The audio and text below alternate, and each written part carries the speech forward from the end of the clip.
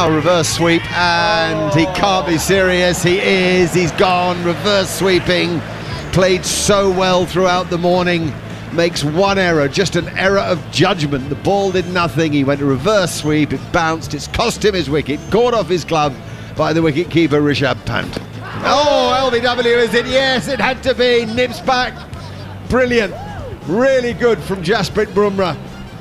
Forced Lawrence back, then fired one a little fuller, got it to move a touch off the seam or in the air. One or the other. Sibley talks to him now about a review. Does he think it could nip down the leg side? No, I'm afraid not. Sibley said, I don't like it for you, my friend. And the consequence is that for no score, Dan Lawrence has to go.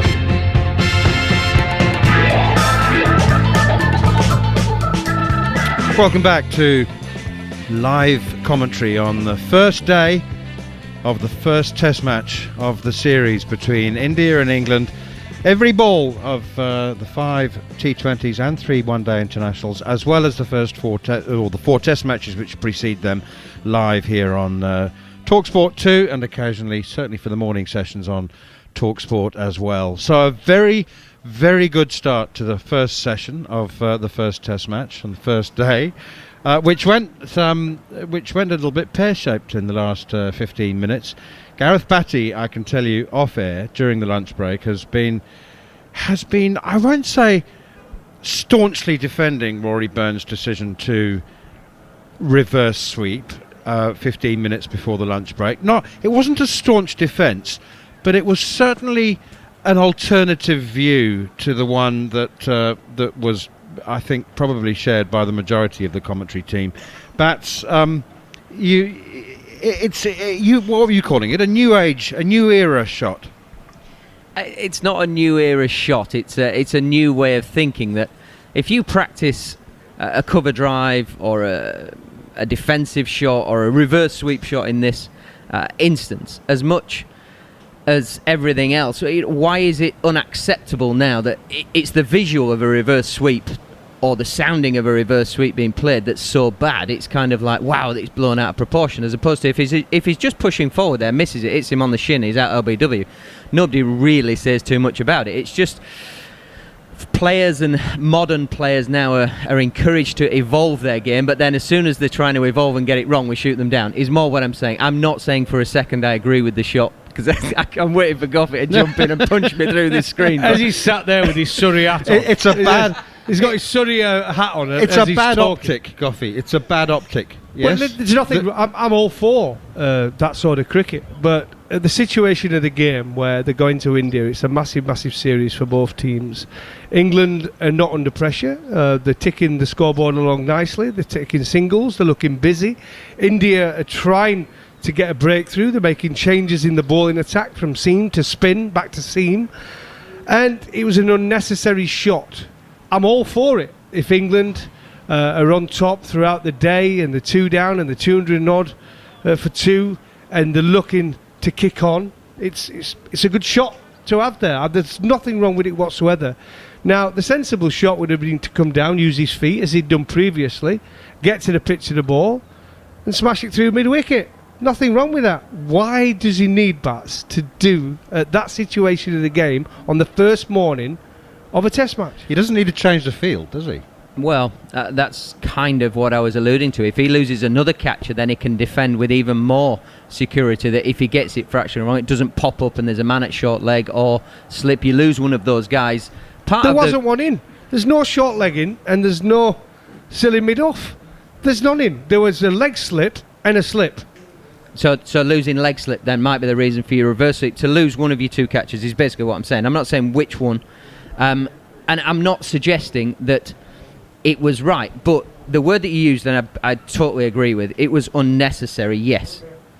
But had he have run down the wicket and tried to hit it through mid-wicket like he had done the previous, say, 3 balls earlier, and got out doing that, we'd probably still be saying that's a bad decision and it's unnecessary. It's kind of, just because it was an attacking shot, we're going to jump on it a little bit more than, well, we should be throwing caution to the wind now because it's 15 minutes before lunch and we've got to dig in a hole. I'm saying the psyche of the game has fractionally changed a little bit with modern players. Disagree again. He got to the pitch and it was a controlled shot. If he's running down the wicket, there's nothing wrong with using your feet to a spinner. That's a good thing to do. They've been doing that for years. Dean Jones were brilliant at it. But if he come down the wicket and he got nowhere near the pitch of it and tried to hack it over mid-wicket, of course we would be criticising the shot. Same as we're criticising a reverse sweep. England 62 for none. India have got no answers. They're trying to find a breakthrough, and we've given them a breakthrough. It's that word perception. It's 67 for 2. That's not a perception, that's a reality. England are 67 for 2. They were going along beautifully at 63 without loss when Rory Burns reverse swept against Ashwin, and the ball popped up off his glove into the keeper's gloves, Rishabh Pant, and he was gone for 33. And a couple of balls later, Dan Lawrence was trapped LBW by Jasprit Bumrah for a 5-ball duck, and England had gone from 63 for none to 63 for 2. And they're now 67 for 2, and it is Jasprit Bumrah to continue from the Anna Pavilion end. He has 1 for 17 from 7 overs. Here he is, walks a couple of paces, stutters a couple, and then runs a couple, and the first delivery is full and wide outside the off stump, and it's left alone by Joe Root. Goffey, what do you... We're going to leave Burns alone now. We're going to leave Rory Burns alone now. I tell you what, it's a hop, skip and a jump, isn't it, that run-up? It's unbelievable. He's so skiddy from that action. You would not believe it. I mean, you talk about having a rhythmical run-up at the end. I mean, he walks for a little bit, then it's a little bit of a hopping, and then he just a lovely gather. 4 paces. Yeah, and it's a lovely gather, and the rhythm and the snap he has at the end is fantastic to watch. I don't know how he bowls at 85 miles an hour, up sometimes close to 90 miles an hour, off basically 4 paces. Here he is again, up to the crease, and bowls, and it's pushed away by Sibley, out towards the covers once again, by Root, I beg your pardon, and there's no run. India have now got their slip cordon at mid-wicket. Yeah, there's that big oval shape, isn't there, at mid-wicket of catchers for that ball that's going to run in. But I was going to ask Goffey a question about Bumrah. You've done some coaching stuff with England and New Zealand, and what you've forgotten about bowling is probably more than what most people would ever know. How would you go about helping this guy and coaching him moving forward? Actually, I want to ask you, if you saw a 12-year-old kid, someone said, could you have a look at my boy, I think he's got potential, and he ran in like Jasprit Bumrah, what would you say to him? Well, having seen Bumrah, I'd say carry on and just copy him. Same as I would be with Malinga. I mean, 25 years ago you might have said something, but no, not now. Here's Bumrah once again, full outside the off stump and left alone. I think it comes down to it. If you saw a 12-year-old kid doing that, you'd say, well, carry on. I mean, I would if he got it down the other end at the pace that Bumrah gets it down. I think that's the most important thing here now. Gone are the texts, these books where you had to play the perfect forward defence and that. I think you remember Kevin Peterson walking across and playing like he does. It's ridiculous. I mean, to see an England player playing like that, I remember when we first saw him, we thought, where's this come from? You wouldn't have seen it ever. And then suddenly he was walking across and flicking it through mid-wicket from outside off. Bumrah in again, bowls, and that's good delivery. He's got the line better this time. Root defends on off stump, pushes it up towards mid-on. And it's same, look at some of the bowling actions we've had in the last 20 years. Matthias Malutharan, right? Unbelievable what he achieved. Malinga. I mean, who would have thought Malinga would have had the career he has with that action over the years? But it's so difficult to play against. If you're playing against Malinga, you speak to the batsman. He came from kind of where the umpire, and he was so difficult to pick up the line he was bowling. Bumrah into Root once again, and his 100th Test match. Pushes that one up towards the mid-wicket. No run. England remains 67 for 2. I don't know, Goff, if you've been watching any of the T10 tournament, but there's a bowler from Oman called Munir Patel, I think his name is, and he bowls exactly the same as Lasith Malinga. Seen him, yeah. But in super slow-mo. Well, to be fair, that T10 tournament, it's just like the pub league, isn't it? I mean, I think we could all play in that. There's a Yorkshire guy there. He's only played one senior game for Yorkshire, Cadmore, yeah. No, a younger guy, a wrist spinner. Bumrah once again pushed out defensively by Root into the covers, and he set off for a single, and he'll make it quite comfortably as well as the left arm spinner Shahbaz Nadeem runs after it. I tried to watch it the other day. I can't do it. Mind you, I watched Chris Gale, and that was fascinating viewing, smashing the ball to all parts, still doing it. But some of the bowling, I must admit, I mean, I don't know who's been coaching some of those guys in that T10, but they need to have a good look at themselves. I think it was that game that you're talking about. Chris Gale got 50 odd, whacked him everywhere. There was a geezer on the boundaries chasing after one of the balls, putting his shirt on. He was naked. I was like, what's going on?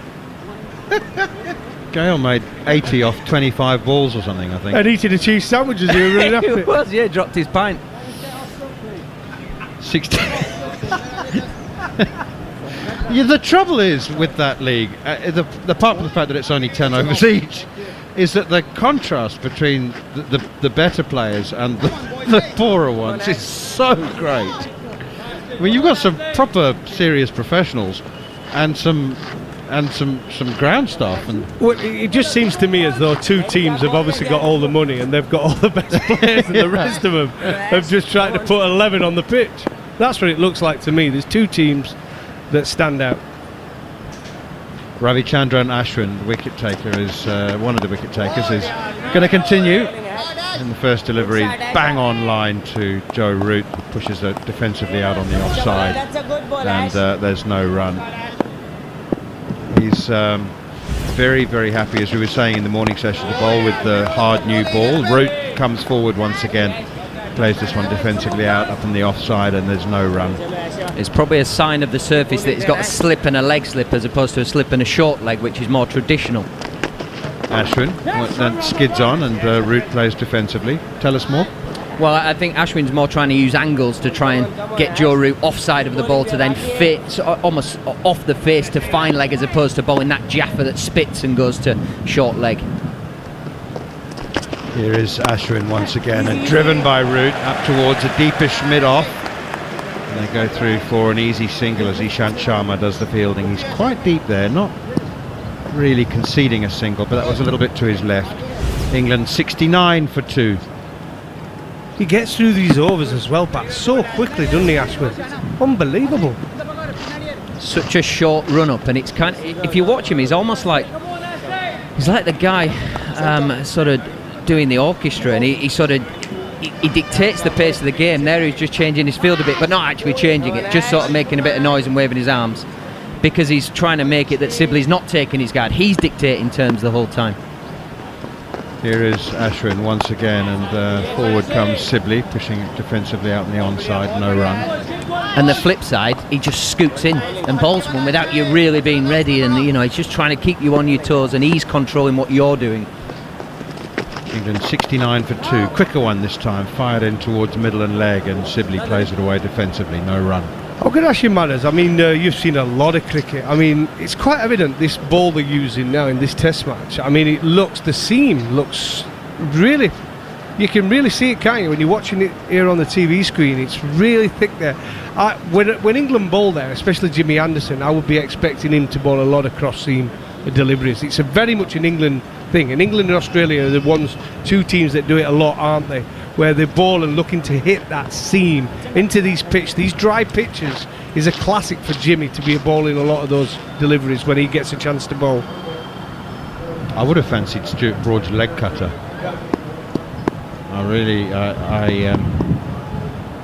As I said, I just thought they might have made an exception in this Test match. Maybe played both of them. Here is Bumrah once again, and Joe Root plays defensively once more. Straight back to the bowler, and there's no run. Yeah, we've certainly seen Sharma and Bumrah, and I don't think this is a lack of skill with the seam being bowled upright. I think they bowled an amount of wobble seam, trying to almost get what you're talking about, Goffey. Just fall off one side of that pronounced seam and just get it to deviate off it, definitely. Joe Root has 6, Dom Sibley has 26, and England are 69 for 2. They've added a couple of runs in the post-lunch session, and it's Jasprit Bumrah. Walk, stutter, run, bowl, defend off the back foot once again. Joe Root pushing straight back up towards the bowler. Root remains on 6. Got one for you, Goffey. Did you ever play against Matty Hayden when England adopted that really straight catcher? India have almost got this for Root now. What's the sort of theory behind that? Well, I think if you're going to bowl it straight, if he falls over a little bit and it's drifting into Root's pads, and he might just not get to the pitch of the ball, and it's going to go aerial, isn't it? I mean, that's the that's the plan there. They've got 2 fielders and the 3 fielders. Look, as we look at it now, onto the leg side. There you go. Flicked away onto the leg side to the squarer of the 2 short catches at mid-wicket. So what it allows is, if you're going to be, and it's a field that I used to bowl to a lot in cricket, if you want to bowl straighter at a batsman, and Joe Root's someone you want to bowl straight to, but because he's so strong off his legs, you've got to have the cover. So they've just got fielders in place, and if one just holds up in that wicket and he doesn't quite get hold of it, it's going to go aerial through that leg side. So it's a good tactic. Into the 30th over, England 69 for 2. Jasprit Bumrah once again. He's got that short, that's a short mid-on now. Just one slip, gully, short mid-on, and a couple of catches at short mid-wicket. So there's men round the bat, not in conventional positions. That one defended once again by Root, who remains on 6. Yeah, I suppose to boot, Goffey, it also brings the stumps into play. You can afford to be straight all the time if you don't have the pace and bounce to bring the slips into play. And what they're doing with Joe is such a good driver of a cricket ball as well. They don't want to give him anything, no room outside off stump. So they're using a tactic at this moment in time where, especially the Bumrah, is very wristy as well, isn't he? He's looking, every so often he gets one to swing in a lot more, and it's intentional. You watch him do it, he really gets that wrist around it to try and get it into the right-handed batsman. Here's Bumrah once more, and steered away into the gully off the back foot defensively. Jasprit Bumrah is not a swing bowler, really. Ishant Sharma does sometimes swing it, but I'll tell you something interesting about the stadium. When it was rebuilt, it was first rebuilt. Let's go to the beginning. It was first built in 1916, which makes it the second oldest Test stadium in India after Eden Gardens, which has been rebuilt a couple of times. But it was first properly, massively rebuilt and renovated in the early 70s, when concrete was really in vogue. Here's Bumrah once again, bowls a bouncer, and Joe Root ducks underneath it very, very easily. It's so wide, that's why it was so easy to duck underneath. It's gone way over his head. Can't reach. But then, so the problem with the 70s rebuild was that there were concrete pillars everywhere. The views were, something like 20% of the stadium had restricted views. So it'd be all right now. It was nobody in there. That's exactly. But then it was rebuilt in 2009, and there was an English architectural company who were part of the involved. Part of the design on the rebuild in 2009. That was for the 2011 World Cup. But you notice that they've got 4 individual stands with gaps between them on either side of the ground, the east and west side. That's pushed down the ground towards mid-on, and there's no run. It's gone straight to the fielder. England remains 72 for 2 with that no ball. But part of the brief for the architectural team was from the Tamil Nadu Cricket Association. They said the ball used to swing, and it doesn't swing. It hasn't swung for the last 20 years. And this architects firm were thinking, we know about buildings, what do we know about the ball swinging in a stadium? So they asked people, and they said, what's different? Why doesn't the ball swung the last 20 years? And they said, well, it's the sea breeze, because the ground is only a couple of hundred yards from the coast, from the beach. They said it's the sea breeze, and ever since they built this big concrete bowl, the ball hasn't swung. So that's why they built these little stands with gaps between them, so the sea breeze would still be able to blow through the stadium and get the ball to swing. That one is pushed out towards short leg, straight to the fielder, and there's no run. Anyway, that's the theory. Well, there must be no breeze today, because I've not seen much swing movement, so it must be a cracker of a day in Chennai. Tide's out. But there is a breeze, actually. Sibley now works it nicely off his pads once again out towards deep mid-wicket. There's a fielder running around from deep square leg, and it's Shubman Gill. They go through for an easy single. So what I'm saying is that if the ball does swing in Chennai, and the breeze apparently has helped, so I just think Jimmy Ants. We'll soon find out. Hopefully we won't. Hopefully it'll be 2 days into the game when we find out. But there's definitely areas when that happens. I mean, one place we've played bats is Scarborough. Here's Ashwin again, and it's pushed out towards short leg, straight to the field, and no run. You get a sea fret as well there. We've been fogged off there before, haven't we? It goes all over the shot when that comes in. Suddenly it's flat, and then suddenly you get a sea fret, and it's 70 all out material. Yeah. 72 for 2. And we're into the 31st over. I reckon Murali Ashwin is going to bowl a lot. In this innings. As Goffey says, if England bat deep into the second day, forward comes Sibley once again, reaching for that one a little bit outside the off stump. And there's no run. It'd be interesting because he's without his partner. Jadeja's the way they complement each other. Jadeja being fast and direct with his left arm spin, he complements him beautifully. Ashwin goes wider of the crease this time, and Sibley comes forward and plays defensively, and there's no run. Does get through his overs very, very quickly. Yeah, I mean, he's amazing how Jadeja sometimes can be underestimated. He's a 3-in-1 cricketer, isn't he? He's India's best fielder. That's pushed out square of the wicket on the offside, straight to backward point, and there's no run. He's got over 200 Test wickets, and how many times has he scored vital runs? Never mind his 3 triple centuries in domestic cricket. How many times has he made 70 or 80, batting at 8?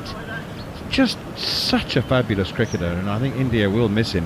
31 overs gone, it's 72 for 2. I think both of the spinners, Ashwin and Jadeja, offer so much to India. If you look at them when they bat as well, both of them pretty good batsmen. Different the way they go about it, but Jadeja is such a fantastic cricketer. I'm a massive fan of him. He's box office. Like I say, his average is better than Ashwin as well. Can you believe it? He averages under 25 as a spinner, orthodox spinner. Magnificent pairing there. Bowl really, really well to get a bats. Do you know what reminds me of their partnership a little bit? Swan and Panesar when we won in India back in 2012. Monty bowling very fast and direct, and Swanee still bowling quick but with real good shape on it and different shape. They're almost identical to that in some respects. Here is Bumrah once more, and it's back of the length, flicked away very nicely by Joe Root, behind square on the leg side. It's fielded by Ishant Sharma at deep backward square leg or wide long leg, and they go through for an easy 2. Came back comfortably for the second there. I touched on that earlier, Bats, and I know I asked you about the speed, but that was evident, I think, that series when England bowled well, but they bowled it quicker, didn't they, than India. That series, India bowled it really slow. Their spin was so slow, and England played it well, Alistair Cook and Kevin Peterson. Yeah, England bowled it quite a lot quicker. Here is Bumrah once again, up to the crease now, bowls, and back of the length outside the off stump. Root is able to just pop onto the front foot. I must say, it does look very, very flat. It is the first day of a Test match, so anyway, you were talking about spin, the speed of spin. I think in simple terms, it doesn't matter whether you're a fast bowler, a batter, a spinner. The levels you go up, generally, everything is faster and stronger. So the bowlers are stronger, they don't give you as many hit-me balls. The batters can bat for longer because they have a better, stronger mind and so on and so forth. So spinners naturally keep the good shape, but it's generally faster when they're very good international spinners. Here is Jasprit Bumrah once again up to the crease now, bowls, and Root onto the front foot.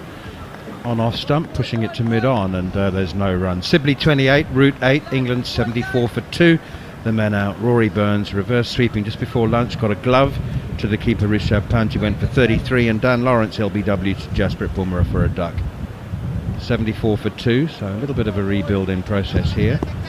Joe Root, his 100th Test match, the third youngest man to play 100 Test matches, behind Sir Alistair Cook and Sachin Tendulkar. And that one is played defensively up towards mid-off once again by Joe Root, straight to the fielder. I'll tell you what, the way they're playing, the amount of Test matches England play at the minute, there's going to be a few Knights of the Realm in the next 10 years because they're all playing 100. Broad, Anderson, Root. It's going to go on, and they play some Test matches compared to the old days, don't they, these boys now? We've just seen Ashwin's carom ball. I think that was his carom ball. Gareth Batty's nodding, so I've obviously recognised that one, fortunately. And that was flicked away nicely through the leg side. There'll be at least a couple, possibly even 3 here as Shubman Gill chases, and they will go through for 3 runs quite comfortably. It's a beautiful outfield. It really is in prime condition. This is the first Test match on this ground actually for 4 years, and they haven't played a first-class game this season. In fact, for the first time in 87 years, India's domestic first-class competition, the Ranji Trophy, has been cancelled. There will be no first-class cricket in India this summer, and I tell you what, that has upset. That's really hurt some people. Apart from Test matches, that is. There's been no domestic first-class cricket. Well, I bet they don't cancel the IPL. No chance of that happening. No, they'll play that on the moon if they have to. Get Richard Branson to sponsor them. That's no way that's being cancelled. Bumrah in once again, flicked away out towards that mid-wicket cordon of close catchers, and he just sucks air through clenched teeth there, does Dom Sibley momentarily. He thought that might have been going in the air, but no problem. Route 11, Sibley 28, England 77 for 2. More from Goffey, and then it'll be Andrew McKenna. This is why it's clever bowling from Jasprit Bumrah, because what he's trying to do with that field setting and that leg side short catches he's bowling it back of a length, trying the other leg cutter, and then all of a sudden the quicker ball, fuller ball at the stumps, trying to make the batsman fall over, get his technique wrong, get his alignment wrong, and if he falls over, he can either flick it through mid-wicket in the air, aerial, or he gets out LBW. So Bumrah is bowling a really, really clever spell at this moment in time. Yeah, almost the first thing for a batter is don't get ball, don't get it on the pad. But then the ball is so full, you're thinking, I can hit this down the ground, I can hit it for 4, and if your balance is just off, exactly what Goff is saying, you're in trouble.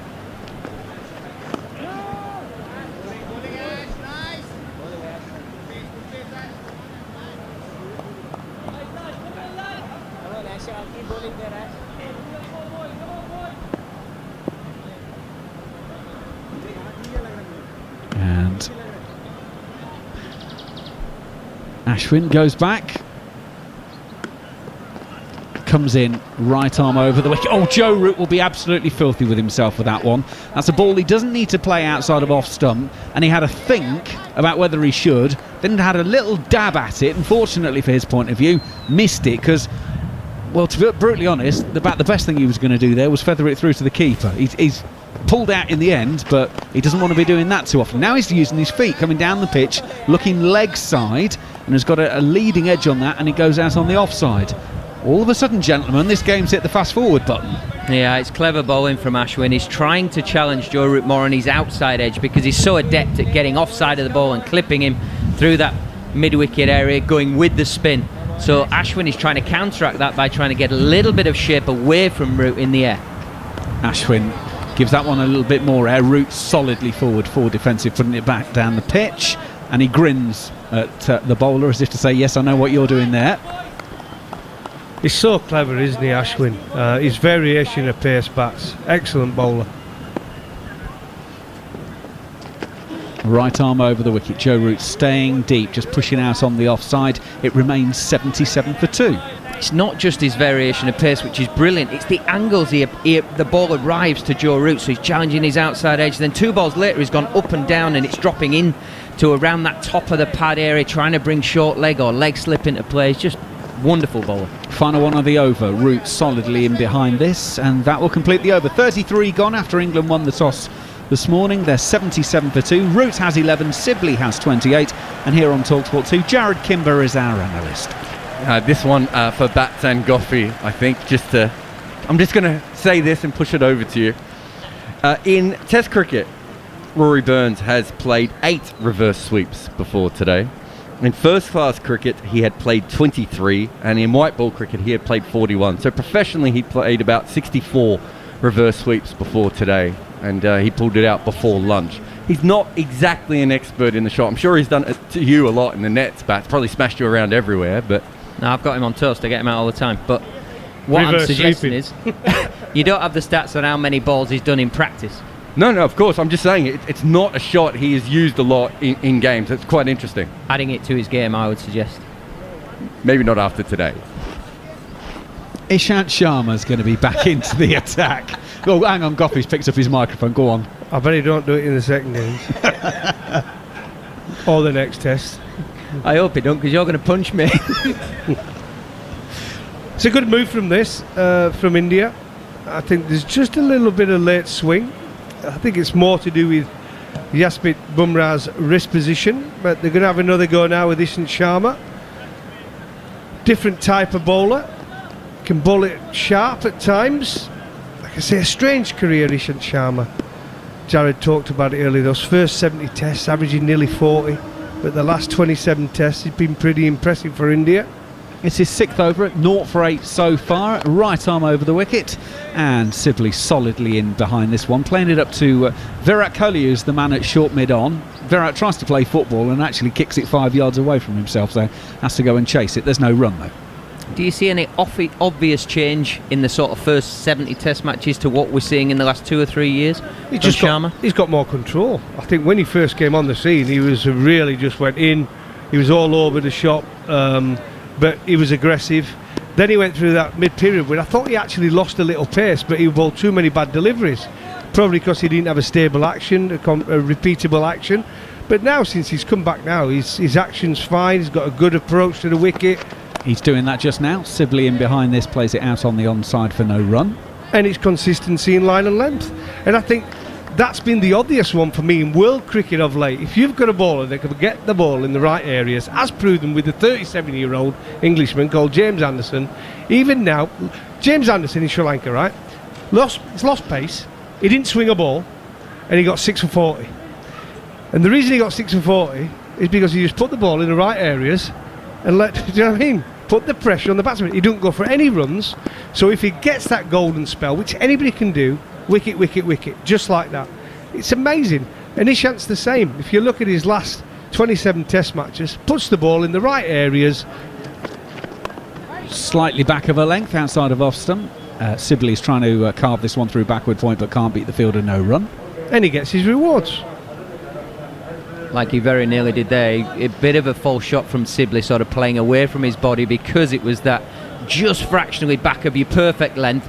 But it was line bowling, wasn't it? It's just down that beautiful line where it could just go in and cannon into off stump, but it might just hold its line. And this is what I want Archer to do more of. I don't want Archer to be England's bowler who they say, there you go, don't be Steve Armisen, run in and just try and bowl 95 miles an hour every ball. You don't need to do that. Ahmed had been still playing now if he didn't do that when he was from 18 years old. Sharma is in, Sibley is coming forward, and he plays it to Virat Kohli at mid-on, and all eyes in the commentary box suddenly go to Steve Harmison. As he's chucking into a bacon sandwich, his second one. I think that's the difference though. What I'm trying to say is, but I'm saying this, I credit because Jofra Archer and Ben Stokes, who was used as a bit like that last year in Sri Lanka, they're better bowlers than that. Jofra Archer is such a talented bowler. You've seen in the IPL, put the ball in the right areas. At that pace, he'll take wickets. Don't get him running in, bowling 3 over spells, trying to knock the opposition head off.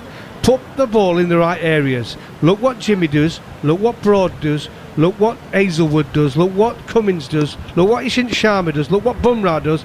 Just put the ball in the danger area. 4 balls of the over gone. England 77 for 2. As Ishant Sharma goes in, Dob Sibley gets one that he can work into the leg side. It will go out to Shubman Gill, who's at a deepish square leg. A single will be taken. Sibley goes to 29. He's faced 110 deliveries. Joe Root comes down to strike. He's got 11 from 33. England 78 for 2. I mean, he's already a global superstar, Jofra Archer, but you just feel like this trip could be the making of him because he has been criticised fractionally for his speeds not being up at 90 all the time. Actually, I think it's a real skill to be able to drop down, hold the game in an area, and then bump it up when you need it. And most of the greats have been able to do that.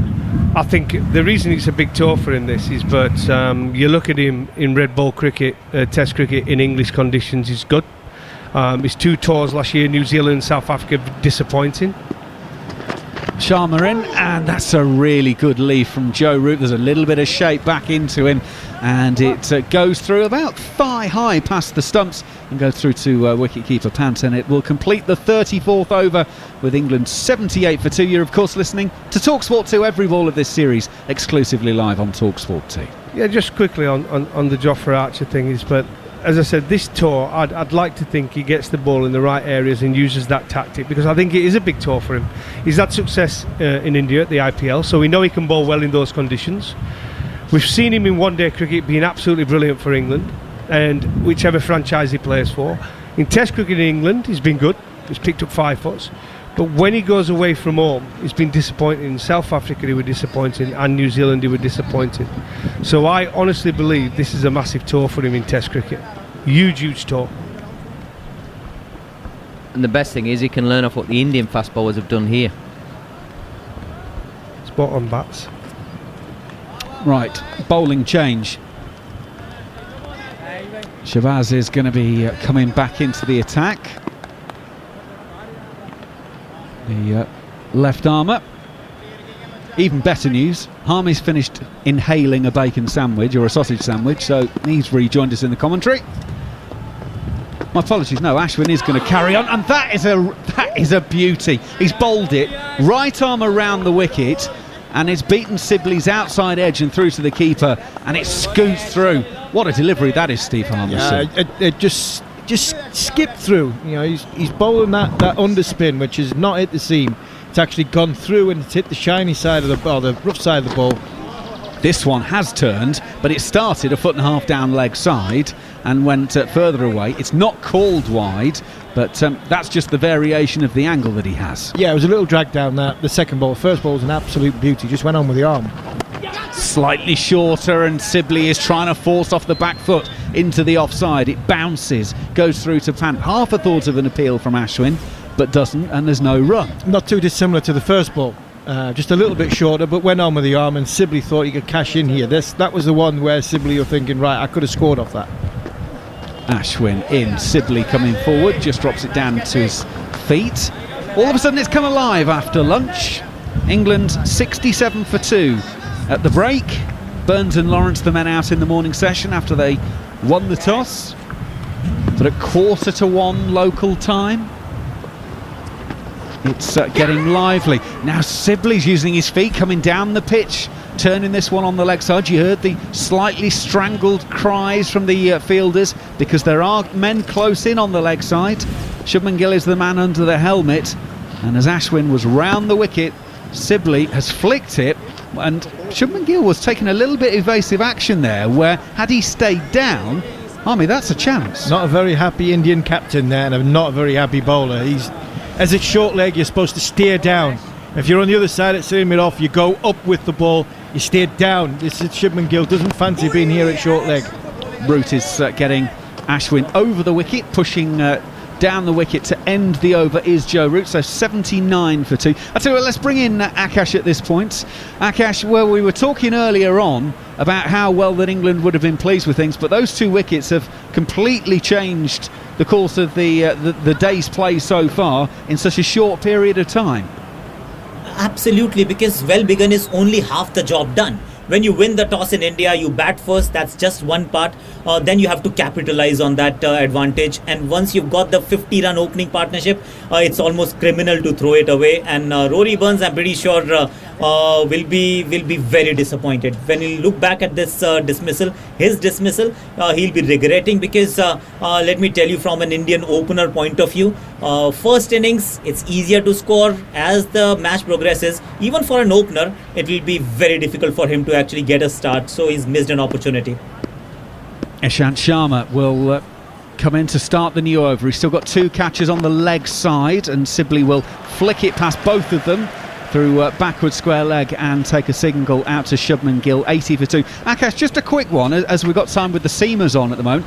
There was a lot of talk before the game about the SG ball and how it was going to do a bit more and stay harder. And there was also a bit of talk about the pitch might be a good one. Well, it seems pretty flat at the moment. A good pitch is a flat pitch in India, so it's not a rank turner, and that's what it should be. So I'd say it is a decent pitch. The grass was there just for a show. It's like more like you put the makeup on, you can't really change the face. So that was just to make sure that it gets a good appearance, but it's going to be a flat pitch. It's a great way of describing Darren Gough. You can put the makeup on, you can't change the face. That first one, by the way, was a no ball, so they take the single and take the run. The next delivery, Joe Root is trying to carve it through the covers and gets an under edge that narrowly avoids his off stump. So England now 81 for 2. I'm glad he was out the room when you said that, Harmy. I bet he heard it though. Knowing Goffield heard it. The ball bouncing and he'd be bowling in as quick as he did as he was a fast bowler, and not as quick as he'd be running in on this pitch. But Ishant Sharma, to me, I think he's bowled well. He's hit the pitch hard. He's tried to get some. If there is anything in it, he's tried to sort of hit the deck quite hard. I think he's bowled some good lines and lengths to the England batsman. He's on his way once again. Joe Root solidly in behind this one, and it's down to Virat Kohli at the short mid-on fielder. 81 for 2 it remains. During that last over, Joe Root and Virat Kohli were sort of down-stationed at the same end, and they were basically having a chat through the entire over as Root was at the non-strikers end, and Virat is only a yard off of the playing surface at short straight mid-on. And they were merrily nattering away. I'd love to know what the conversation was. It probably wasn't about cricket. It was probably anything but cricket. But they were having a good old chat, and they had big smiles on their faces. Root 11 not out. He's faced 37 deliveries so far. Slip in the gully. Waits. And this one is glanced down the leg side. There's a strangled appeal, not from the bowler. I think that might have been from sort of slip or gully region. Rishabh Pant didn't go up himself, as they were maybe just thinking he might have glanced pad rather than bat, or maybe that it might have been a leg side chance. Rory Burns gave one. The first ball that Jasprit Brahma bowled earlier this morning that didn't carry to the wicketkeeper. That one, though, certainly didn't carry to him on that occasion and was pad all the way anyway, Harmy. Yeah, I think it was pad more than anything else. I think because it bounced so far short of Rishi Pant, it suggests that the pad took a lot of the sting out of the ball. But again, Joe Root, he looks as though he's getting onto off stump. He's thinking, right, my outside edge is not really a problem, and he's trying to score through the leg side. Sharma is in, and Joe Root, just as is his way, is just trying to drop it backward of point to run it down to third man. Can't on this occasion. I don't know if it's my eyes on this monitor, but it looks like one of the rows of stitching on the ball is starting to fray now. There appears to definitely be one side of the ball where the stitching is starting to go. Jared Kimber is nodding at me. You're in agreement on this one, are you, GAK? I mean, not starting to fray. It looks like a dog has been chewing on the seam on one side. I don't think I've ever seen a seam fall apart so quickly. Well, 35 overs and 4 balls. We were told it would stay hard. That they reckon maybe even as far as 60 overs for this, but it does look like the stitching on this one is starting to go. England have to make the most of this. Ishant is in. Joe Root taking on the pad. Is that going down leg side? Ishant really wants that. Umpire Nitin Mellon's not having any of that one. And I've got to say, that looked very leg side-ish to me in real time, Harmy. Yeah, for me it was probably going down leg side as well. Joe Root's going a long way across onto off stump, because I think what he's trying to do is he's not looking to drive the ball at all. If it's way outside off stump, it's outside his eye line. He's got 2 choices. I leave it, or I sort of dead bat it, late cut it down to sort of where slip and gully is, and just play a little bit of French cricket. He's looking, if the ball is on his eye line, for how well he's playing and the touch he's in, he's looking to score. He's looking to hit the ball through square leg or sort of straight mid wicket. And that one there just bounced the touch, nipped back, and I think Joe Root will believe that anything that does that, he'll get the benefit of the doubt off the umpire. So, good play by the captain. To finish the over, Ishant is on the way, and that is hitting the middle of Joe Root's bat, punching up to mid-off, and there's no run. 36 overs completed, England 81 for 2. Jared, you got something for us? Yeah, Akash might be interested in this, actually. Dom Sibley has not been dismissed by an off-spinner yet in Test cricket, and I assume part of the reason is he likes to hit to the leg side. The ball is spinning into him so he can hit with the spin. The minute Ashwin came around the wicket, though, it's like the entire game changed. He got beaten twice outside off stump, and then he had the little one that he flicked on the leg side, and he was nearly caught. So obviously there's something about that angle of the off-spinner bowling around the wicket to Sibley that just changes his game plan when it comes to playing against off-spin. Very interesting observation, actually, Jared. Changing of angle, and this is a game of angles, actually, and it may have actually had an impact. We will be keeping an eye on that one. Ashwin will continue around the wicket to Sibley. Sibley solidly in behind this one, pushing out on the onside, and there is no run. Of course, we'll be with you every ball of the series. There'll also be the following on podcast at the close of play each day. You can download that. Ashwin in around the wicket. Sibley is pushing out on the onside, and there's no run. Every single day throughout the series, highlights, big name guests and interviews on the Following On podcast. You can download it for free today from all of your good podcast providers. As Ashwin is in, Sibley turns this on the onside, but we've also got something on TalkSport's YouTube channel. John Norman and Steve Harmison bringing you The Outside Edge, which is a new show with all the reaction to the day's play. So if you've got any questions for Harmy, Sibley works this into the leg side. He'll be fielded by Washington Sundar in mid-wicket, and there is no run. If you've got a question for Harmy, get in touch using the hashtag AskHarmy, and they'll be reading the best ones out. Presumably questions like red sauce or brown sauce on a sausage sandwich, Harmy. Yeah, possibly. Or what makeup does Darren Gough wear? Absolutely. All of those matters will be dealt with. Ashwin has gone over the wicket now to Sibley. He's got a slip, leg slip and short leg as Sibley's just pushing back down the pitch. Sibley's now faced 120 deliveries. He's had a T20 on his own. He's 31 not out. Good use of the feet by Sibley to get himself to the pitch of the ball. He's still working it leg sided from Ashwin, and it's out on the onside. No run, over completed, 37 gone. Root 11, Sibley 31, 81 for 2 are England's. And we'll bring Akash Chopra back into the conversation at this point. Interesting that they're exploring the angles, Akash. Very interesting.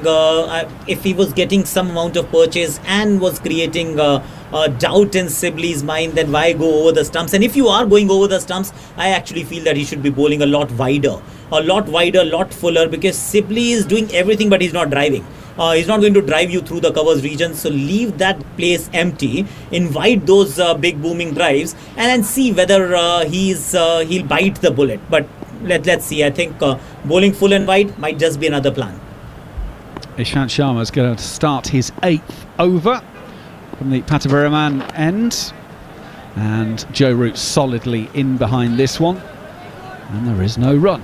He possibly could be, Akash, he possibly could be thinking there's not as much turn, not as much purchase that he would normally get, Ashwin. So if he goes over the wicket and then comes back round and goes back over and comes back round, the one thing about Dom Sibley, he falls over, his head position goes over, and that's when he gets himself into trouble. So possibly the experienced Indian spinner is thinking that way, trying to get Dom Sibley's head to fall over towards off stump.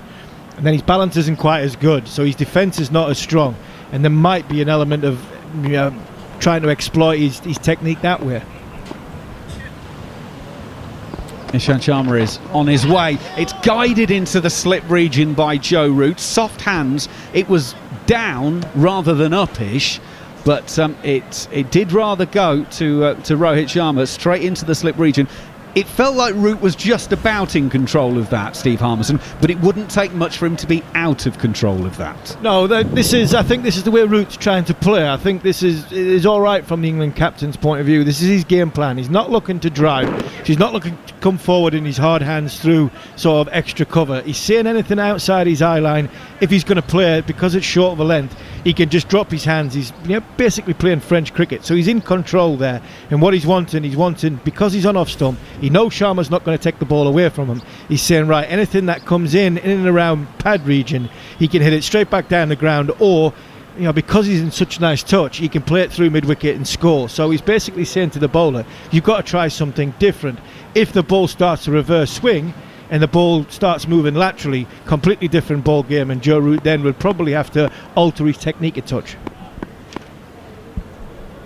Here comes Ishant, and on this occasion Joe Root solidly in behind this, pushing out on the onside, and there is no run. I love watching Virat Kohli at the best of times, but when he's captain in a situation like this, that delivery that Joe Root guided to Rohit at slip, we then got a replay of Virat, who gave it the full double arms into the air, throwing his head back, cries of whatever. I'm not sure what it would have been, but you're left in no doubt as to how Virat Kohli feels at any one stage on a cricket field.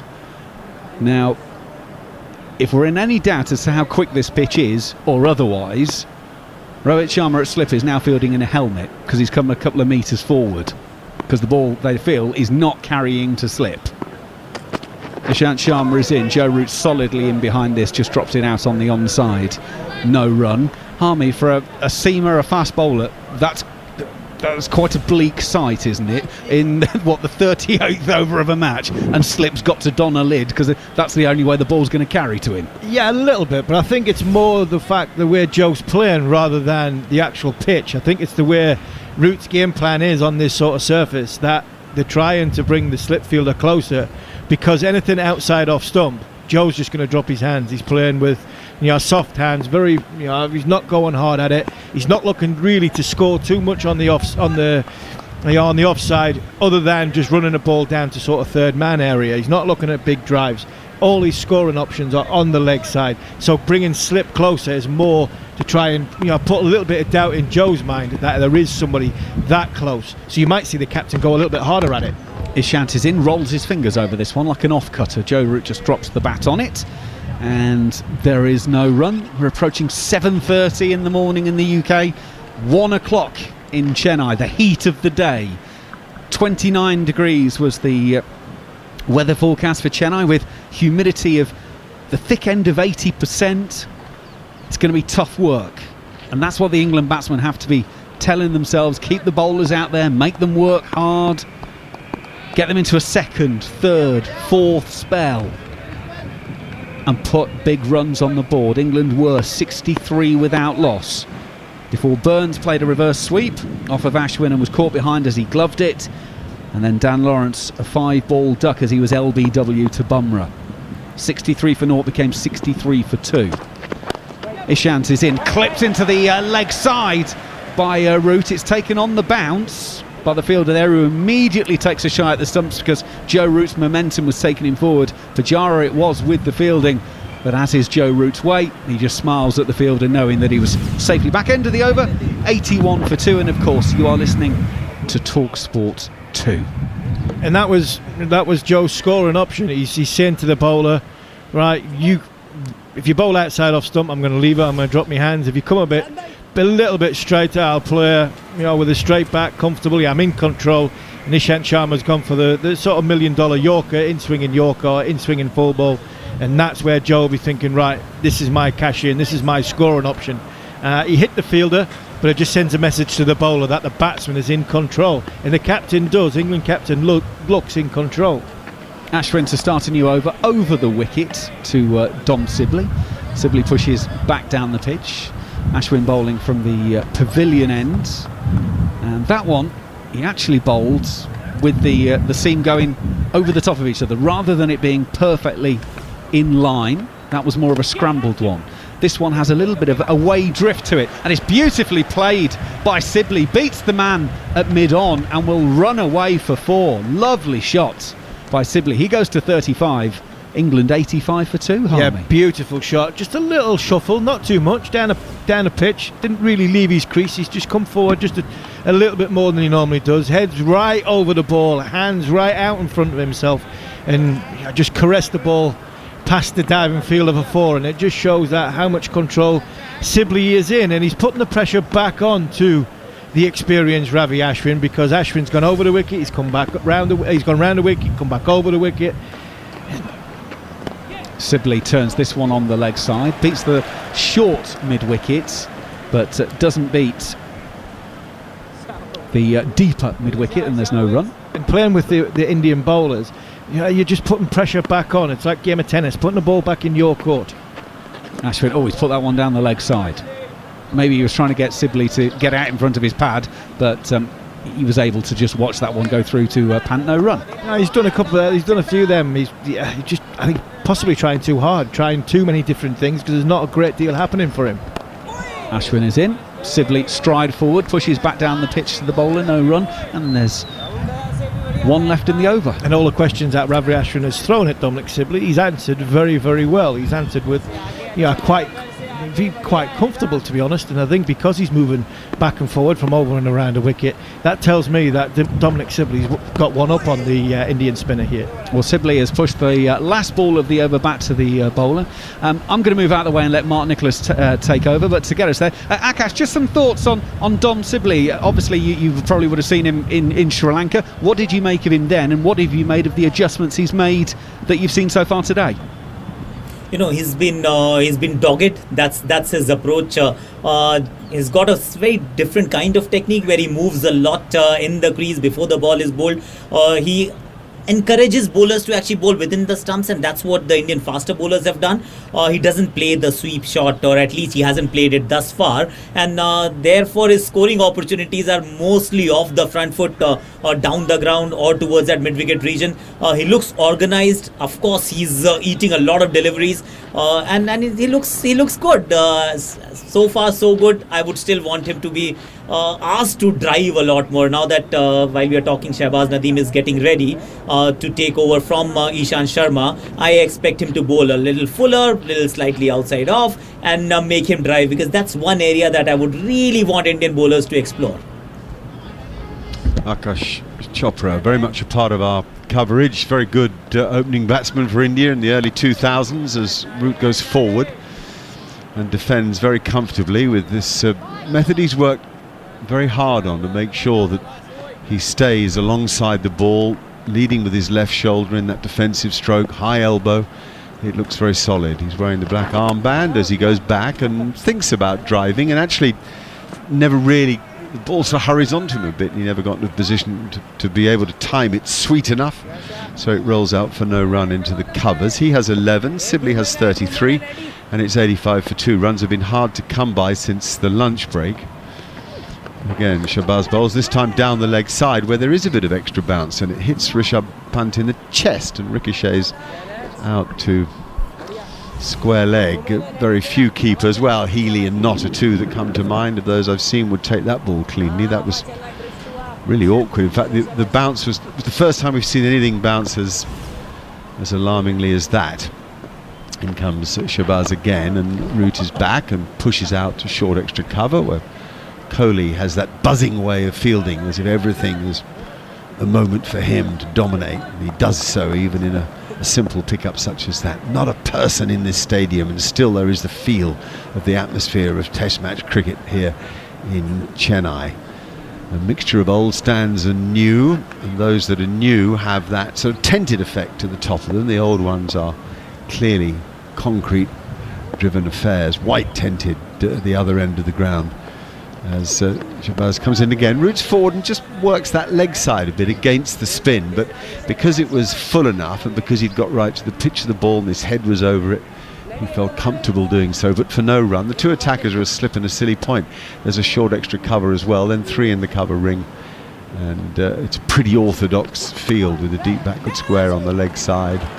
And this time Root does manage to steal a single in the gap as he pushes off the back foot. That was a shot he used so effectively on the tour of Sri Lanka, back and making those spaces, sometimes for singles, sometimes for boundaries. So the end of the over, I said runs have been hard to come by. Steve, they've bowled a little differently, haven't they, to Root, a touch fuller, and we heard Akash talking about the need to pitch and get them to drive. Yeah, I think that both batsmen they've tried to put the drive away in this innings against seam and against spin, and to say there's not been too many runs scored, and there hasn't. But I don't feel as though I think India have bowled well. It's been good Test cricket, I think, but I don't think England have looked in trouble.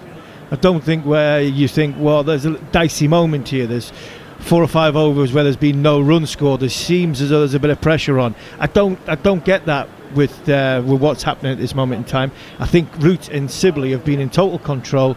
I think the way they've played their game plan very, very well. They've got the Indian bowlers to bowl to where they want to bowl, where they want to play, and asking questions of the Indian bowlers in a different way because of, they've had to experiment, go over and round the wicket. I think the seamers, the way England have played them perfectly, looked to score on the leg side, blocked the offside off and said, right, we're just going to dead bat anything on the offside.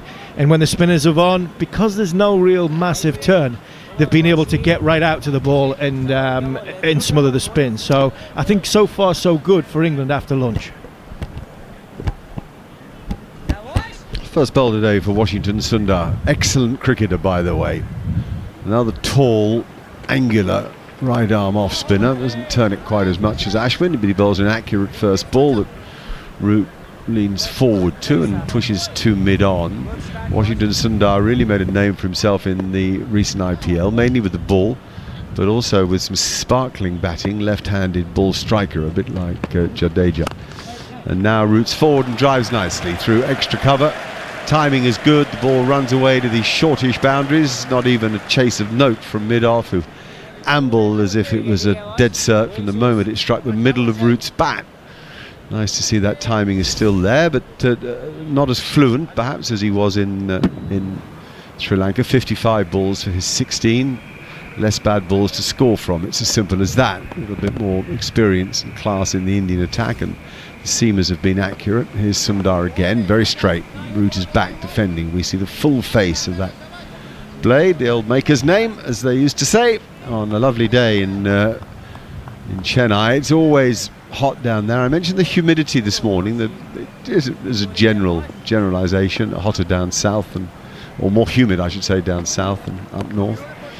And again, a forward defensive stroke this time from Root, but like the one I described last over, really in a nice side-on position. We haven't seen that sweep shot that he used effectively in Sri Lanka. There's been no need for it. There's really no demon in this pitch yet. It's just a question of getting stuck in and understanding what test match. Oh, there is the sweep shot off a ball that was a bit too full for it, actually. The sweep shot's all about length, and he got an under edge, dribbled away on the leg side just behind square for a single. Just a bit too full. It's quite hard to sweep it when it's pitched up near your toes. I also think, Mark, he's trying to put pressure on the younger bowler, the more inexperienced bowler. Would he have played that against Ashwin? Possibly not. The drive through extra cover down the ground, possibly not against Ashwin. I think he's trying to put pressure back on to Washington Sundar as an inexperienced Test match cricketer, but also trying to put his authority on the game.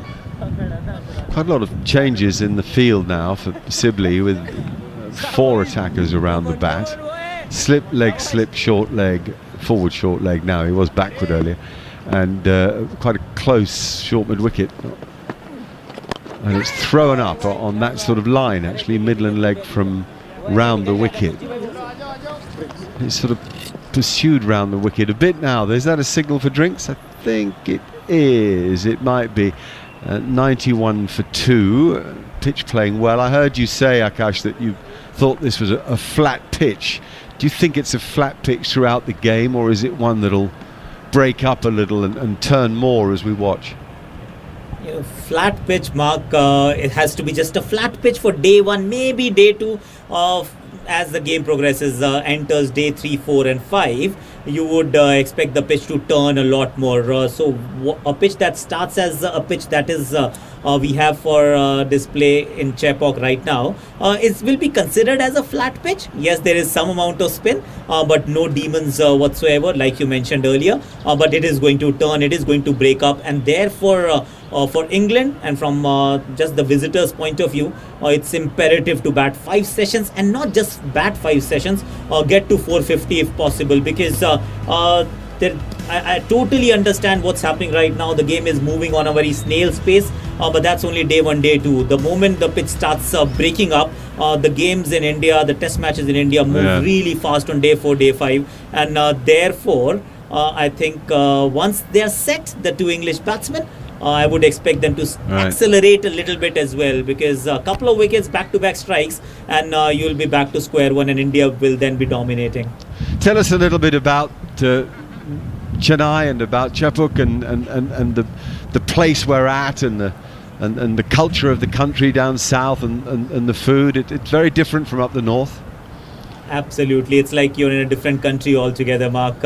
a very, very intellectual kind of crowd that you'll get. They understand their cricket very well. They follow it very religiously. And when you talk about the food, South Indian food is an absolute delight. They've got their full-blown cuisine, and we all in the north as well enjoy it on a very regular basis. But what you get down south is just sumptuous when you talk about the food. The culture as well. They've been they are the learned kinds. They're very deep-rooted in culture and tradition. So that's what you get from south. And very intelligent people, by the way. All the engineers, a lot of doctors, they come from down south too. Okay, 91 for 2 in this drinks break. Tell us also about the best cricketers that have come out of this part of the world, that names that resonate with listeners in England.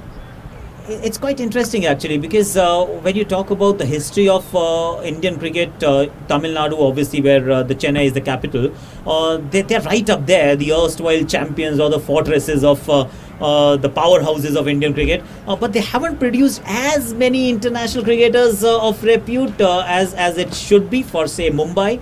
Tamil Nadu, you're talking about Krishnamachari Srikanth, you're talking about W.V. Raman, Ravichandran Ashwin, of course, comes from there. There is a Murli Vijay. Dinesh Karthik is from Chennai as well. There is L. Balaji, the modern generation. But the bigger stars, unfortunately, for some weird reason, haven't really come from Chennai. More have come from, say, Bangalore, when we look at just the dynamics in the south of India. Fascinating. Don't go away. 91 for 2 then, as we get ready after that drinks break. More from Shahbaz, who 4 or 5 days ago couldn't have reckoned to play in this game, but he is. Left arm spin instead of Ravi Jadeja, and he bowls now to Joe Root, who's solidly forward. 17 he has from 58 balls, defends that, gets it himself with his own bat, drags it back for Rishabh Pant, who picks it up. He has 17 from 59, Sibley 35 from 129, England 91 for 2, as I say, dried up a little this hour since the lunch break, with slightly different bowling tactics, and also as Root goes forward and defends comfortably, the ball bouncing just a little higher than the middle of his bat, up near the sort of advertising name around the base of the splice. No run from that either. Figures of 14 overs and 2 balls, none for 24 at the moment for Shahbaz, who's doing the tight job that Kohli would have wanted. If you can't find some spin or errors from the batsman, then you have to keep it tight in India. The key is not to let the game get away from you, because it's a very hard game to get back. The premium is first innings runs in this great land of cricket, as Root goes back and works it nicely with a little back cut from quite an upright position. It's not an old-fashioned late cut, but he just uses really the face of the bat to run the ball behind square. Gets a single for it. All of these things, I heard Akash talk a little bit about angles as Gareth Batty comes in to sit alongside me, and the Indian bowlers are using the angles differently to these two batsmen, because each of them present different problems, but it's an underrated aspect of bowling, actually, of cricket in general, Bats, isn't it? It certainly is, and it's so important in this part of the world. For defence, inside edge, out onto the leg side, Sibley on 35. With the ball, even for spinning the first 2 days, not moving a lot laterally, you have to work out your angles to challenge the batsman, either inside edge or outside edge. Even with your straight balls, it might just run in, so the angles that you arrive at that line that you want into ball is very important. Little flex of the knees from Sibley, down he goes to try to get low to the ball and defend it, and he does so, and he pushes it back to the bowler. End of the 42nd over, 92 for 2. The toss was won by Joe Root, and as Akash said, actually, it's a great thing to win a toss in India. It's an even greater thing to apply yourself well and make it count. Yeah, I would imagine Joe would have been that man that would have wanted to jump up and punch the air when he saw the coin coming down his side, the one that he'd called, because it is such an important advantage, particularly on a very fine batting surface, what we've seen here. England are wresting back that initiative that they possibly gave back to India just before the lunch break, and like everybody keeps banging on about, it's so important, first innings runs, and that is why India are being so disciplined in their bowling attack at the minute. The scoring rate's only just over 2 runs and over. They don't want England to get away from them.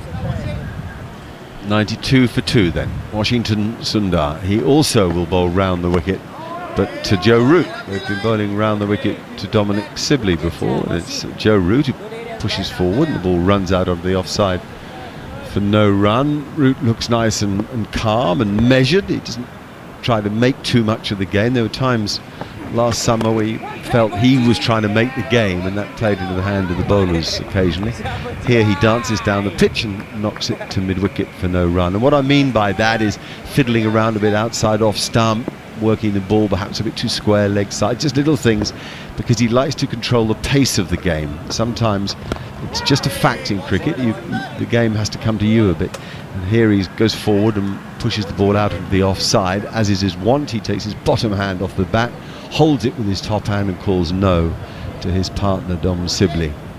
Root, tall, angular, very fit, spent a lot of time on the peloton in his time off, and cool, there's a business in pelotons these days. And now he reverse sweeps quite brilliantly, absolutely superb, over pitched, goes with the angles from round the wicket. Much easier to do so using that pace of the ball, and he gets 4 for it. 22 he goes to. Batty loves it. Oh, precision from Root, precision. Around the wicket, Sundar, and the ball's probably only pitching... No, it's actually outside off stump. Initially I thought it was a bit straighter. Root gets his pad out of the way so he can access the ball, goes with the right leg, his normal leg lead, and then just taps it on its head behind square. Wonderful batting, so precise. Yeah, he hit it very firmly, and in response the bowler bowls more middle and leg, and again Root looks to work it but actually gets a leading edge. Nothing happens to it because it rolls out offside safely. Spinners are bowled a little quick for me today. 96 for 2 is the score, and Root has 22 as he pushes onto the leg side for no run off his front foot and then rehearses the shot. He's wearing a long, I suppose you call it long, white sweatband on his left forearm, and then the black armband in respect and honour to Captain Tom Moore, Sir Tom Moore I should say. What else about Root? Just a sense of well-being, you know, no sense of agitation. I don't think the commentator's curse is relevant in this sort of a conversation. Am I right? Seems very content in his own skin at the minute, doesn't he? He played so beautifully well in Sri Lanka. Feels like his team is in a very good place. He's got his general back, he's got Stokes back in the lineup, which will be of great confidence to him. Welcome to our TalkSport listeners, joining us on TalkSport 2, and of course you can get us throughout this series on TalkSport 2 as Sibley plays a forward defensive for no run. Also, apart from the app, which is very easy, you only have to swipe left and you're listening if you get the app, but you can also listen on DAB. Find us on DAB, so plenty of ways to listen to us as Sibley's back and defending. 96 for 2 still. Sibley on 35. He would have had late 20s, early 30s by lunch, wouldn't he? He's gone back into his shell, and he likes his shell. He's comfortable in his shell. He's not someone who needs to swim in the deep sea if he doesn't have to. Oh, he's down the pitch and drives wide of mid-on, almost perfectly for 4. Well, he's out of his shell there and swimming deep. Yeah, that's the shot of a man, and in particular Sibley, of growing in confidence. He gets down offside of the ball from the left arm spinner, trying to take that outside edge out of the equation, gets to the pitch of the ball, and then just with a crisp clip of the wrists gets it through straight mid-wicket. Not much of a flurry of the bat, it's all about the precision of where he hits the ball and it races to the boundary. Wonderful batting. Lovely slow-mo replay there. From high up and side on, and you saw all the movement and flow in the cricket shot that brought the boundary that took England to 100, by the way, in the 44th over of the first day, mid-afternoon here in Chennai. And now a really exaggerated forward block from Sibley in a very orthodox style that made him look as if he was telling the Indians, don't think I've lost even a semblance of my concentration. I'm still a man who's hard to break down. Back, and he works that leg side straight into the shins of the short leg fielder as Shahbaz bowls that ball quite a lot quicker actually and flatter. Pace as much an art as angle. There's so much for spinners to work with even when it is flat. Here he comes again now, and he bowls that much slower. And actually it was good because Sibley did an almost double take in his downward move of the bat into the over. 44 gone now, 100 for 2. Root 22, Sibley 39. A useful partnership developing. As you just mentioned, you know, a bit of trauma before lunch. Rory Burns playing a shot he'd rather forget, and then Dan Lawrence getting LBW to Jasprit Bumrah. Yeah, it's almost the pace of the game in India. If somebody just gives a jink, and you know, the argument would be that Burns didn't need to play the shot, and then unfortunately Lawrence is the one that suffers for that. He gets a good one from Bumrah, and all of a sudden you're on the back foot when you had been in the ascendancy. It's respecting the position that you're in. But just to touch on the three spinners from India, Nadeem has probably spun it just a fraction more than the other two, and he's a bit shorter. So by that, what I'm suggesting is he has to go up out of the hand a bit more, which goes to what your point was, Mark, that maybe they've been a little bit too quick and a little bit too direct. Yeah, back goes Root and works Washington Sundar to the leg side for no run off the top of the ball's bounce. Yeah, maybe it's such a generalisation, but you know, as the pitch breaks up and starts to spin, you can bowl it quicker, and then it's harder to play. But when it isn't doing that, you can bowl it slower because you're trying to draw a mistake. Absolutely. I think spinners need a first innings way of bowling and a second innings way of bowling. And there was, as Gareth was talking, there was a single to deep backward square, worked off his body by Joe Root, who does seem to have a lot of movement. You know, everything's in sync. Every stroke he plays, the bat seems a part of his arms and body, and the opportunity to score is taken. Very rarely is Root restricted by a bowler. 23 he has, but it's Sibley on strike who has 39. It's also from round the wicket, worked into the leg side, but for no run. The fields have been pretty orthodox today. We haven't had to see much experimenting to pick a wicket. It's all been pretty much as we might have expected it to be. Flattish surface, not much in it, a hint of spin, but not much more. England 101 for 2. Sundar again, very slim, delightful man, I have to say. I've interviewed him a couple of times. Delightful young cricketer, and that's a single for Sibley, worked to mid-wicket. Yeah, he had a wonderful time in Australia, didn't he? He wouldn't have got the headlines that Pants did in that final game, but wow, did his presence make it felt against the big three fast bowlers of Australia. He with the bat, he was magnificent. Yes, he has a that's a good shot, sweep shot, hit very firmly out to the man at deep backward square. Haven't seen him sweep much so far in this innings. Ishant Sharma does the fielding. That was Root, he's on 24. Sibley got to 40 with that work to mid-wicket. Yeah, my gosh, Washington Sundar showed that beneath that charming smile was a steely character. He took him on, didn't he? He sure is very, very brave, yeah, exactly. Do you remember that hook shot of Pat Cummins? Oh, for 6. Beauty, wasn't it? That's way down the leg side and fumbled a bit by Pant, but it wasn't easy out of rough and bouncing, and anyway, nothing came of it. It hit him on the shoulder. 103 for 2 now. We're with you on TalkSport 2 and also on TalkSport at the moment. You can get us on DAB, and we hope you're enjoying what you're waking up to. England 103 for 2. Yeah, I think the word greatness is bandied around too much, but you can see the difference in a Root and Sibley. Sibley's playing beautifully well, but Root, the sweep shot, that last over, the quickness of what he picked up, the length and the line of the ball as soon as it left the spinner's hand, just shows that's the difference between greatness and being a very good player. He picked up the line and the length so quickly, it was into position, no risk whatsoever with the sweep shot. He's in wonderful, wonderful touch, and it all revolves around his balance and staying side on for as long as he does. 103 for 2 then, with Joe Root 24, Dom Sibley on 40, and very, very flat surface which Washington Sundar is trying to make something happen on, as is Nadeem Shahid. Off the back foot, punched away sweetly by Root. He beats the man at point, and there's a tumbling, fumbling effort to back him up at cover by Washington Sundar, who manages to get the ball but not prevent the second run. it's amongst the many bits of history that this ground has, and a rich history it is too. The highlights between bat and ball are almost evenly shared as forward comes Sibley, this time playing defensively, pushing it straight back to the bowler. Do you remember Narendra Harwani, the Indian leg spinner, who still to this day has the best match figures on debut?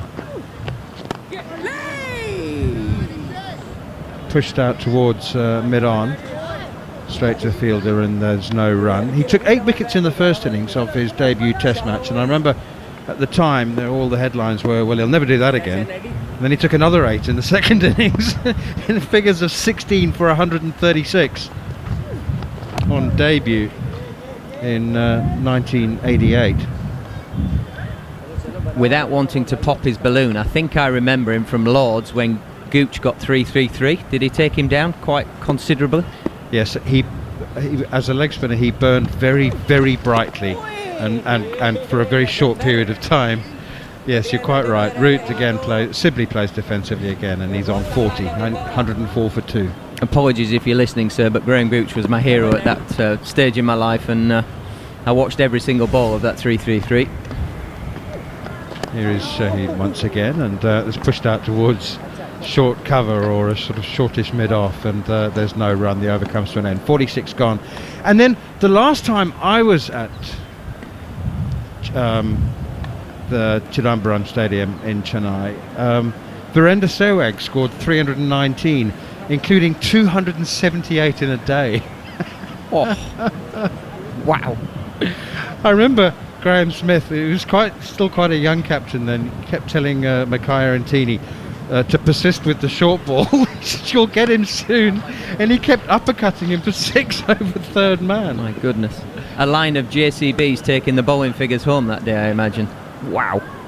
So, as I said, the highlights between amazing bowling performances and equally fabulous batting feats is an even spread. And yet, funnily enough, Chipak is the home of the Chennai Super Kings in the IPL, and they're a team that has based their success on spin, on having dry, low pitches. Here's another reverse sweep from Joe Root. Gets a little bit of a bottom edge, and it's out straight to the fielder at what becomes short fine leg, and they go through for another single. Yeah, they back themselves to get 150 and defend 150, don't they? That's their sort of barometer, whereas Mumbai Indians, for instance, would be looking at 200 and chasing 200. And MS Dhoni has marshalled the way that they play their cricket brilliantly. It helps when you got him coming in at 6 and 7 and bopping 30 and 10 balls on a slow pitch that nobody else can get it off the square, but it's a fantastic formula. And home ground advantage, of course, is a massive thing in the IPL. Here's Ashwin. He's now around the wicket to Sibley, and pushes that one out towards square leg, no run. Yeah, I've got a sneaky feeling there's a bit more method to this than just trying over and round. I think when he comes round, Dom Sibley opens up a little bit more. And he's been working very hard on staying more side on. Oh, leading edge. Try to work that on the leg side, and there's just a leading edge. It didn't go in the air, it went down straight towards backward point. But that's the kind of question that you're saying. Right on cue. Thanks for that, Sivers. So his right hip is just coming round a bit, and he's trying to hit the ball too square as opposed to staying side on. Pushes this one defensively out on the onside. And playing with a full face and then turning your wrists on contact. Basically, as Joe Root does, he stays side on for a long time. It gives him time and the ability to hit the ball early if he wants, or he can hit the ball late. Whereas if you are already bringing your right hip around, you're turning the bat face, you can only hit it on contact. Oh, slog sweep, and that one's come out of the blue a little bit. I think it's just a reaction perhaps to the change in line of attack from Washington Sundar, and he's down on one knee. I think, it looked like the ball went in the direction that he intended. He didn't middle it, did he? But that's where he was aiming, and was that we described it as a full-on slog sweep or more of a power orthodox sweep? No, it looked like when he's sort of addressing himself and lining himself up for the shot, he's trying to go up and over straight mid-wicket, but the ball got a bit fuller on him and just a bit tighter. Ends the over with a solid back foot defensive shot, or defence from the crease really. He was neither back foot nor front foot. Well, that 4 took Dom Sibley up to 44, and Joe Root has 26, and think we can safely say that England are back in the ascendancy, although they were just ahead by a nose, you would think. 109 for 2, given that it looks like a 450 pitch. Yes, Jared. Well, Bats, I just wanted to ask, do you think Sibley plays that slog sweep if Sundar still bowling over the wicket? That seems to me like a shot to get the bowler to stop bowling around the wicket, Sam. Yeah, I think there's a bit of a plan here that somebody in the backroom staff has suggested that, oh, hang on a second, Sibley, when you bowl around the wicket, because Ashwin did it earlier in the day, he just opens his body up a little bit. So basically his hip position now is pointing at mid-on as opposed to straight down the wicket when they're over the stumps at him, over the wicket at him. So it's just bringing that slight technical deficiency. The left arm spin of Shahbaz Nadeem continues outside the off stump this time, and it's left alone. The irony, of course, of this rebuilt stadium, I should say. That's a sweep from Joe Root from a foot outside off stump. That's an extraordinary shot, brilliantly executed. But well, they say sweep on length and rather than line, but I mean, he really had to fetch that, a foot outside off stump, 3 mid wicket for 4. Yeah, he's just picked the line and the length so quickly. He's got a bit of a forward press by that. I mean, he just pushes his foot down, then it goes again. He's done it so quickly, it allows him the time from a good position to get his arm so far in front of himself that he can get it in front of square, and the field is set square and behind. Hence he gets the 4 runs. It's just wonderful batting. Here is Nadeem once again, and forward comes Root playing defensively, and there's no run. So I was talking about the rebuilding and the revamping of the MA Chidambaram Stadium, and the fact that it was knocked down in the 70s and rebuilt with these new stands with gaps between them to emphasise the sea breeze. This time Root pushes it up to mid-off, and there's no run. The stadium was then, so it was rebuilt again in the current fashion in 2009 and 10 in time for the 2011 World Cup. Here's Nadeem once again, and it's pushed away defensively by Root off the inside half of the bat towards square leg. Then, rather embarrassingly, a couple of years later, the India's Supreme Court ruled that 3 of the 8 stands, the I, J and K stands, were, well, they were unsafe. The ELF and safety officer went to the Supreme Court and had them shut down for 3 years. They were only opened last year. This one is punched away by Root for another single to wide mid-on, fielded by Ishant Sharma, and they take that single, and Root moves up to 31. Dom Sibley has 44. But in all of this $25 million revamp, they had all these plastic translucent roofs put on the stands to keep because it's a hotter stadium in India as well, keep the fans cool with the sea breeze, and now of course the stadium's empty. Jared, didn't the exact same thing happen in Delhi as well? They built that incredible architectural stadium there. Curiosity. Is it the Feroz Kotler? Is that what it's called? Yeah. And they had to get, the government had to intervene because I think originally they said they couldn't have anyone there for the World Cup, the 2016 World Cup. And it was quite a big deal in Delhi to not have any crowds in. But yeah, it's a beautiful looking stadium there, both of them really, but maybe not perfect. Flicked away through the leg side, beautiful shot. Oh, Dom Sibley, so good on the leg side. Bowl full and straight, and you're going to pay the price with Dom Sibley, and bowl it anywhere else and he's going to leave it. Bowler's nightmare. Beautiful shot for 4. 48 to Sibley. Yeah, rubbing salt into the wound here, Sibley. Nadeem had bowled a no ball the previous ball. We were changing round in between as we were talking, thinking the over had finished. No. Third umpire says, you're going to have to go again, my friend. Reload. Gets it 2 full, 2 straight. Dom Sibley stays tall, clips it into that mid-wicket area. Meat and drink for that man. Loves it in that sort of area. Moves on to 48. It's just fabulous. He's England's Cheteshwar Pujara, really, is in some ways. I mean, what do you do as a bowler? Because if you bowl to his strengths, he can hit you for 4. So you bowl it everywhere else and he leaves it. The game goes either nowhere or you're losing it as a bowler. Perfect test match batting, isn't it? 119 for 2 as Washington Sundar continues. I mean, getting Pujara out seemed pretty easy for the Australians. They just had to bowl about 100 leg cutters at 90 miles an hour that were hitting the top of off stump until he eventually missed one. Something to think of for India. Easy, really. It was a straightforward plan, isn't it? It's just a matter of implementing it. Here's Washington Sundar. There's a bit of turn, slow turn, but I think Root saw it off the pitch actually and played it away on the leg side. No run, straight to the fielder. 119 for 2. England winning the toss, batting first. Lost Rory Burns on the stroke of lunch for 33, gloving a reverse sweep to keeper Rishabh Pant. The bowler was Ashwin, and then Dan Lawrence LBW to Jasprit Bumrah for a duck. But from 63 without loss and 63 for 2, England are now 119 for 2 with captain Joe Root in his 100th test match. 31 not out. Oh, Dom Sibley, that was close to leg slip. Oh, there's some turn from Washington Sundar. Virat Kohli at leg slip is taking that on the half volley, I think. That was a scary moment for Sibley. Yeah, clever bowling here from Sundar. He's a tall man and he's gone a little bit wider of the crease, angled it in, and then the ball has turned and bounced as well, taking the angle to leg slip where Virat Kohli just bounced before. He stayed low. He was in a position to take the catch. Sundar in once again. A sweep shot once more from Dom Sibley, and they scamper from Joe Root, beg your pardon, from the England captain. They scamper through for a quick single.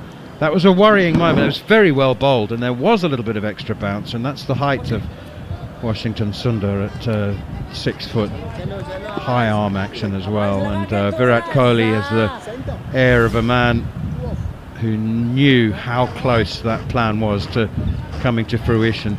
Root 32, Sibley 48, England 120 for 2. He's bowling well, Washington Sundar.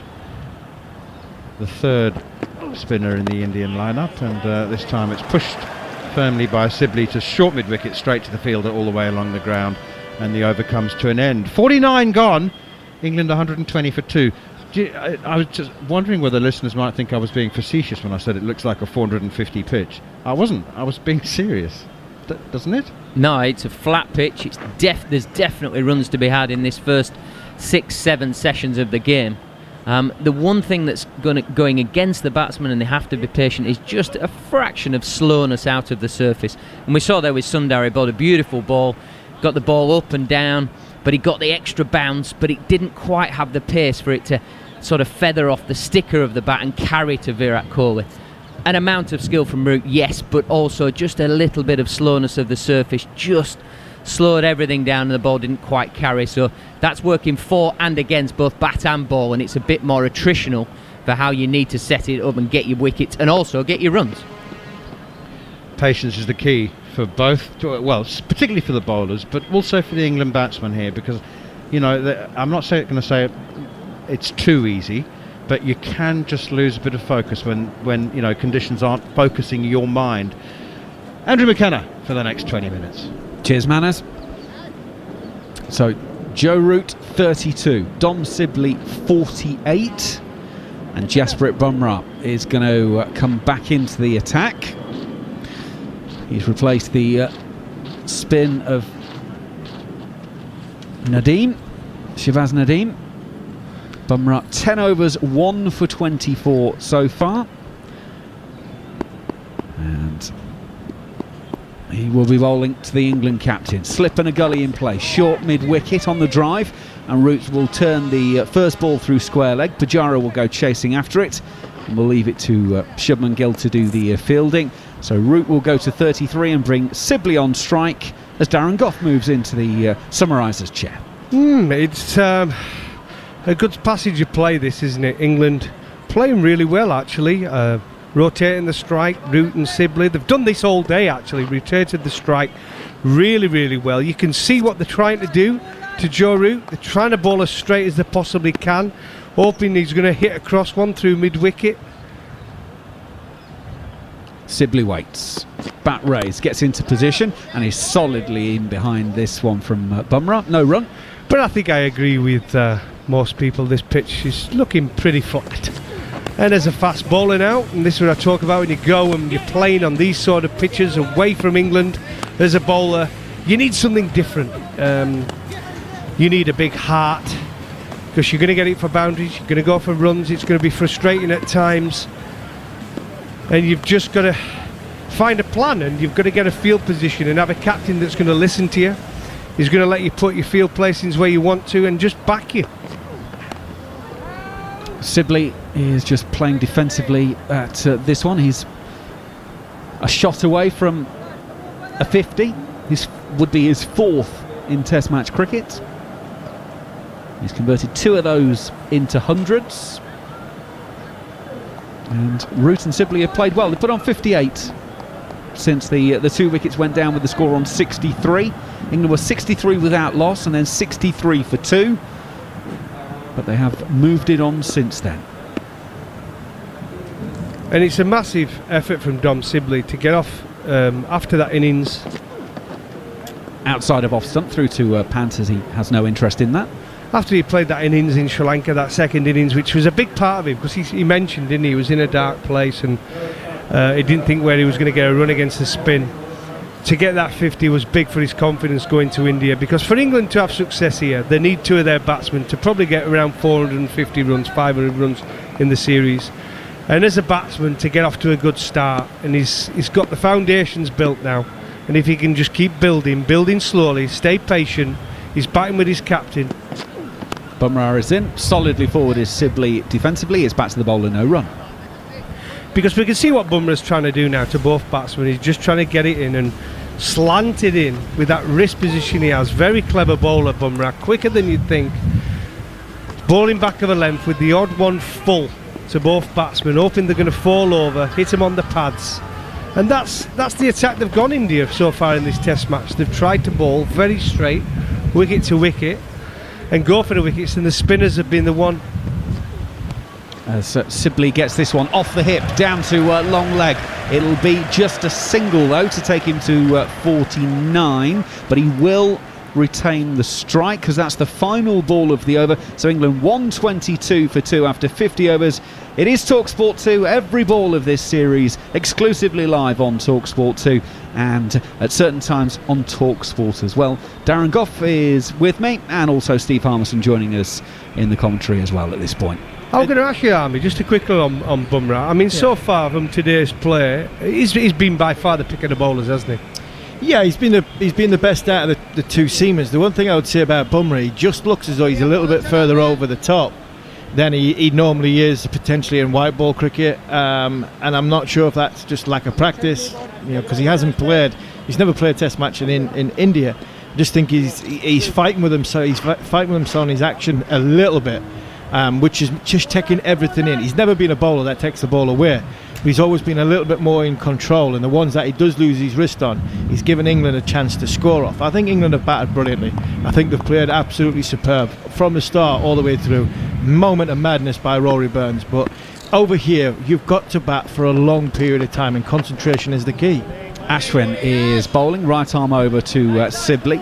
Sibley's solidly defending this one, and there is no run. He remains 49 not out. Well, we do know, but these two, actually, when they do get in, they're both capable of batting very, very long, especially Joe Root. But Dom Sibley's got some big scores in county cricket. Ashwin bowled short. It's punched into the offside. He's looking for a single. Bumrah's misfielded it at mid-off, and that will be the run that takes Dom Sibley to a very, very hard-earned half-century. In fact, he's come back for a couple, so he goes to 51 from 159 balls. He's worked very, very hard for it. 7 fours in that. But England 124 for 2 as Sibley goes to another Test 50. And it's brilliant. It's congratulations to Dom Sibley, well played, and it's the base of what hopefully is going to be 8 fantastic innings for England in the subcontinent, in India, because England are going to need not just these runs, but the amount of time he takes out the game. As he pushes this one into the onside for no run. And that's the key. You talked to Joe Root before the Test match, and he talked about what it takes to win in India, and it is batting 120, 130, 160 overs. Sibley gets one that bounces a little bit more, turns it into the onside, and there's no run on this occasion. Yeah, Goffey, you make it the point about he's made big runs. He made a double 100 for Warwickshire at Trent Bridge against Nottinghamshire, carried his bat in the innings, and actually got a standing ovation from the Notts members. That's how well he played that day. He has that ability to play long innings. He's turning this one from Ashwin into the onside. No run. Stays 51 not out. Last ball of the 51st over is got a little bit high up towards the gloves, towards the hands. There was the short leg fielder in place, but it goes straight down in front of him, and there's nothing to worry about as the over comes to an end. Yeah, listen, it's pretty easy cricket what England want to achieve when Chris Silverwood took over with Joe Root, and they said to go back to old style cricket, didn't it? Trying to build the foundations at the start. First innings, you win the toss. We have got to get runs. There were too many times where England didn't get to 300, and that's been something they've been working on. But for that to work, it's about personnel. And the personnel they brought into the side are players that can do that. They brought in Dom Sibley. We've all seen his, but once he gets in, he's very stubborn. He'd bat for 2 days if he could. He loves batting. Zach Crawley, very much the same. Already we've seen it in Test cricket. He's got a big score. Joe Root, batting at 4. We know can get big scores, and he's really cashed in during the Sri Lanka series. And Ollie Pope, I mean, you've got to be impressed with Ollie. I know Ollie's not played for a while through injury, but he's come into this side probably earlier than he would have been because of the injury to Zach Crawley, so he's going to bat at 6. We've got some fantastic players, and I think England going forward have got the right personnel. Bumrah to come in for his 12th over. He's right arm over. Joe Root is up on his toes, dropping down into the offside, and there is no run. You'll probably hear, by the way, during the course of these games, we're talking about the World Test Championship, because we know New Zealand are already in the final. It's still possible for them to play India, England or Australia. I'll take you during the course of this over through the various permutations, because depending how this series finishes up depends who New Zealand will play. If England win the series 3-0, 3-1 or 4-0, it will be England they play, as Root turns this one down to long leg for a single. Ashwin does the fielding down there. So that would be essentially England dominating this series. If India win the series 2-0, 2-1, 3-0, 3-1 or 4-0, then it would be India through. However, Australia would qualify if India win the series 1-0, or England win it 1-0, 2-1 or 2-1, or if it's a draw. So sorry, I missed that, Mac. Could you just run through that again? He's lost me. Can somebody pass me another sandwich? Right. After the first hour of school, we will be testing you on that one later on, as the kids get ready. Mac, you're talking to two lads who have got 3 GCSEs between them. and they're all on that side of the table. Yeah. And mine's in metalwork and French. But you've got degrees in cricket, boys. That's all that matters. We had Vaughan and Hussain just go, will you two just bowl faster? It's a fair point, well made. So yes, it is a difficult one, but as I say, we do know New Zealand are in. That, by the way, assumes that Australia or New Zealand don't play any more games, because of course Australia was supposed to be going to South Africa.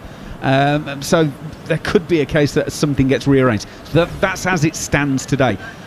India have bowled another no ball. I reckon that's 8 no balls they've bowled already, and we're only halfway through the first day. Bumrah goes in and Sibley is solidly forward, pushing back to the bowler, no run. I'll tell you one thing that did surprise me on South Africa's series, Australia's series in South Africa being cancelled. Didn't Australia offer to host it in Australia? Yes, and they South did. Africa said no to it. They basically said it would take too long to put everything in place, so if we went, it would then impact on games further down the line. So it wasn't the fact they didn't want to go. They said if we did, there would be calendar issues, if you like, after that. They also looked at playing it in the Middle East, but same reason that didn't work. Sibley is forward, but playing with soft hands, just guides it into the slip cordon on the bounce, so no problem. So yes, Australia did offer. I'll be honest with you, I don't know how seriously South Africa thought about that, because having lost a lot of cricket, I'm not sure that they really wanted to.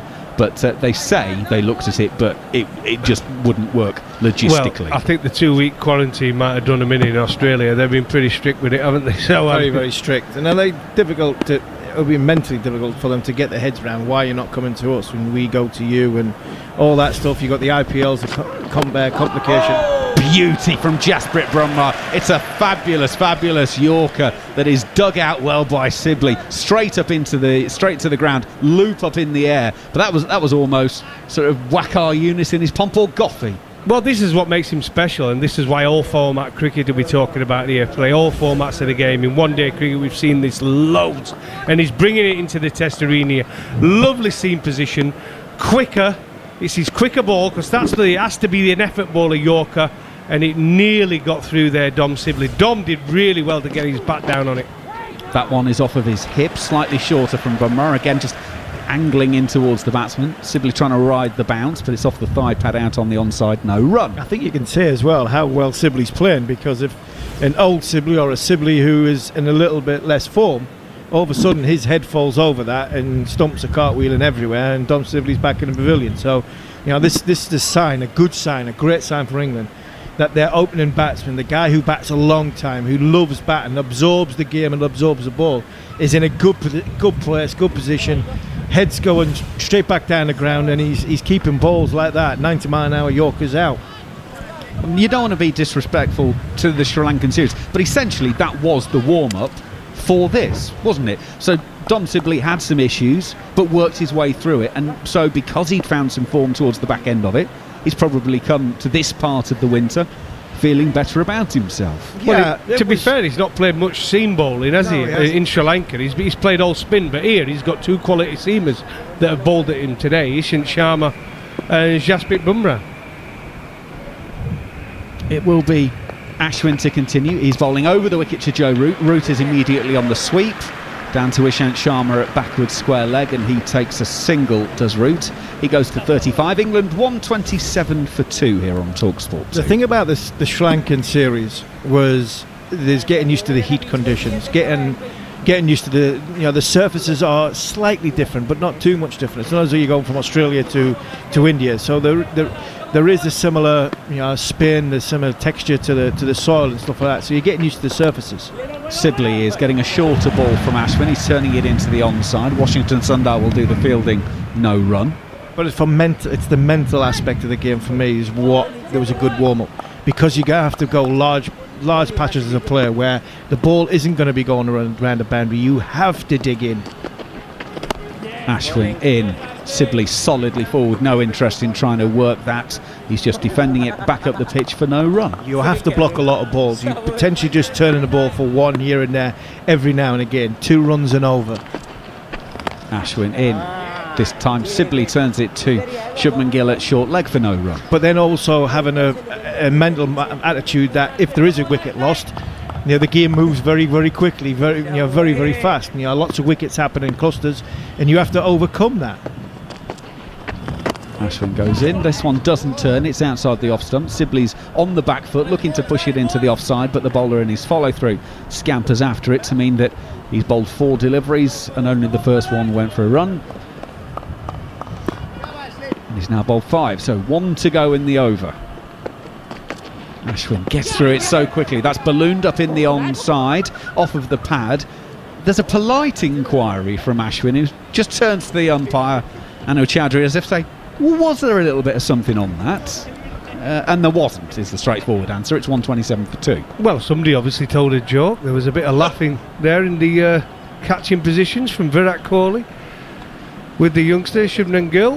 They're having a bit of a chuckle. Something made them laugh. But listen, they've played really well. When you look at Ashwin and how good an experienced bowler he is, he's bowled 18 overs now. He's gone for 42 runs. He's picked up a wicket, which was a big wicket for India. But actually, I think England have played him really, really well. You can see what he's trying to do. He's bowling that clever line with the odd one drifting on with the arm and the odd one spinning back into the right-hander. But I think England have played him quite well and tried to score off him, and I think that's important. Bumrah to start his 13th over, right arm over. Well, they're appealing for LBW, but I think Joe Root's hit that. I think he's tried to guide it down to fine leg. Now, there is a big discussion. Virat Kohli straight over to his bowler saying, are we reviewing this? But I want to see a replay because I think that's off the face of the bat. Joe Root's a long way across, and that's the game plan he's had. He is a long way across. I wouldn't be surprised if they did review it. They haven't reviewed it, but it wouldn't surprise us because it potentially could be an umpire's call, and they'd keep the review. Was it a slower ball, Army? Yeah, I think it was. I think it actually was a slower ball. So we now get the replay because we've gone past the 15 seconds and he's gone down the side of the ball, and well, it's miles outside of leg stump. Wouldn't have hit another set. So end of discussion. Let's move on quickly. Bumrah in once again. Oh, that's fuller and straighter. That's in towards the toes. Root turns that down to long leg for a single.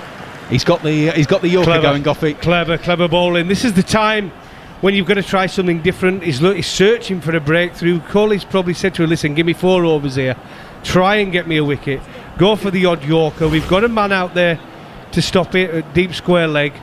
We need something different. Try and get us a wicket. Buy us a wicket. This is what these sort of bowlers are in the side for. The natural wicket takers. Sibley tapping away with his bat. 51 not out to his name. Gets into position. He gets a short one from Bumrah, and it goes through to Rishabh Pant. And Sibley has nothing to do with that. I agree with what you're saying, Darren. You know, they just bowl at 4 overs, try and get reverse swing, and try and get in as much as you want. That last shot there by Joe Root, it just tells you how good a position the captain's in, because he's not looking to try and fight the reverse swing. He's trying to go with it. He knows it's reversing. He's getting his front foot outside leg stump, so he's saying to himself, right, I'm going to open up, play as little as possible, and if it does swing, I'm going with it. So I'm going to hit it towards square leg, and I'm going to hit it down towards fine leg, but my front leg's out of the way. Sibley, bat and pad close together, is pushing this one into the onside where Shubman Gill fields. Sibley's not though, Darren. Sibley's not, yeah. I've just seen that last shot there, and that's the wicket. That sort of ball is more likely to get Dom Sibley out than Joe Root. You're right, Joe Root's playing it very cleverly, getting that front leg out of the way, which is the thing the modern day batsman does now. Because when he first came on the scene, reverse swinging, he had Waqar and Wasim doing it. People were getting across the stumps and it was just out every single time. But these boys are clever now. Jasprit Bumrah goes in, down the leg side, that one. Although Sibley has a little fend at it, he doesn't get anything on it, no run. When they were in their pump though, Coffee, the ECB didn't help that year when we decided to go heads or tails, Duke ball or Reader. We picked 3 left-arm seamers in the series, thinking we're going to play with the Duke ball, and now there's lost a toss each time. We're playing with the Readers. England were 110 for 1 to 190 all out, reverse swinging. What was that like bowling with them balls? I liked it.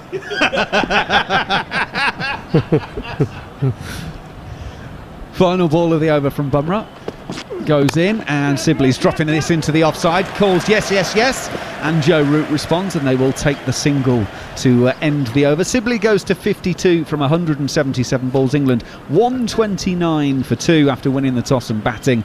Darren Goff and Steve Harmison alongside me. My favourite moment when I look back at the cricket, Army, when I was growing up, I was 21, was watching that Pakistan team when they first came over. That's when I thought, dear me, I want to bowl like that, because watching Waqar and Wasim every test match, Stewie got it right, and you know what Stewie's like, the governor. I'm going in first against them, because they got to 70 for none every single test match just about, right, which was good going against Waqar and Wasim. But then they came back for their second spell, 20 odd overs, and the ball went round corners, 150 all out, without fail, every single test match. I'm obviously very close to Simon Brown, who got picked in that series. So we picked Simon Brown, we picked Matt Smith from Gloucester, Alan Malari had a go, and we're playing with Readers. That didn't come off the straight. Ashwin goes in to start the new over. Sibley deep in his crease, pushing out on the offside. Single taken as England put the score up by 130 for 2. This is Dom Sibley's 3rd slowest 50 in Test cricket. His slowest was against the West Indies at Old Trafford. That was 164 balls. 161 balls against the West Indies at Southampton, as Root's in behind this. 159 balls today. But that's his job. In the same way Pujara will do it for India, that is Sibley's job. And he ain't going to change, folks. Root waits as Ashwin goes in. deep in his crease on this occasion, pushing it back down the pitch to the bowler, no run. Saying that, I just got a look at the ball there. This ball's supposed to be harder, the seam pronounced, and it's supposed to last longer, but it looks like Dogs had hold of it. Yeah, no, it's gone already, hasn't it? Joe Root is deep in the crease, pulling through mid-wickets, and that will go away for 4. Classic Joe Root, spotted it was short and hammers it through mid-wicket to go to 40. England 1-3-4 for 2. Yeah, Ravi Ashwin just dragged it down just a touch, pitching on and around off stump, and the England captain, who's been quick on his feet, light on his toes, has just rocked back and pulled it through mid-wicket, and he's looking in good touches at this moment in time, playing well against the ball that's reversing, and he's got all the answers to the spinners. Ashwin into him. Oh, that's a glorious shot off the back foot. A punch through extra cover, and it's going to go away for 4. What a shot that is from Joe Root. Back-to-back boundaries. He goes to 44. This is a man in prime form. England 1-3-8 for 2. That's a beautiful shot, and it just shows the time Joe has there. Like I said, that forward press, rocks back. It's outside off stump. He's had a bit of width from Ashwin, and he's not given the batsman much width, and he's just punched it through the offside again. It's flew away on the outfield, and Ashwin's now starting to get frustrated. There might be a change, and it's good batting here from England. Final ball of the over. It's a fuller ball that actually swings a little bit in the air. There's a bit of shape on it, and it ends the over 1-3-8 for 2. Steve Harmison and Darren Gough will continue with their thoughts. I'm moving out of the way so that Mark Nicholas can take over the ball by ball. Just talking about the ball, Goffey, Darren, you mentioned what it looks like. The dog's been chewing at it, and it's the seams. It's got little bits missing out of it. The one thing I will say, obviously we're not at the ground, but the lush outfield, that's probably not going to help the ball reverse swinging. Because did you look at the pictures that are around?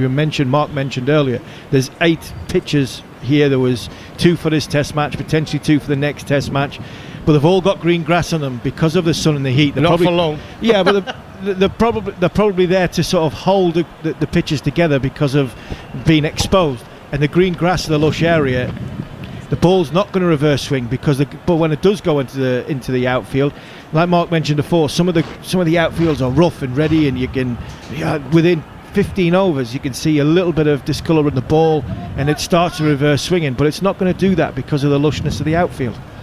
Spot on. And they have made a change. Sharma is going to bowl. Really, his captain here, he just needs him to get again another 3-4 over spell. Just try and pick him up a wicket. They need a breakthrough here, India. Virat Kohli making sure he's got the field right. Come on, Ishant, you're my senior bowler. Take me a wicket here.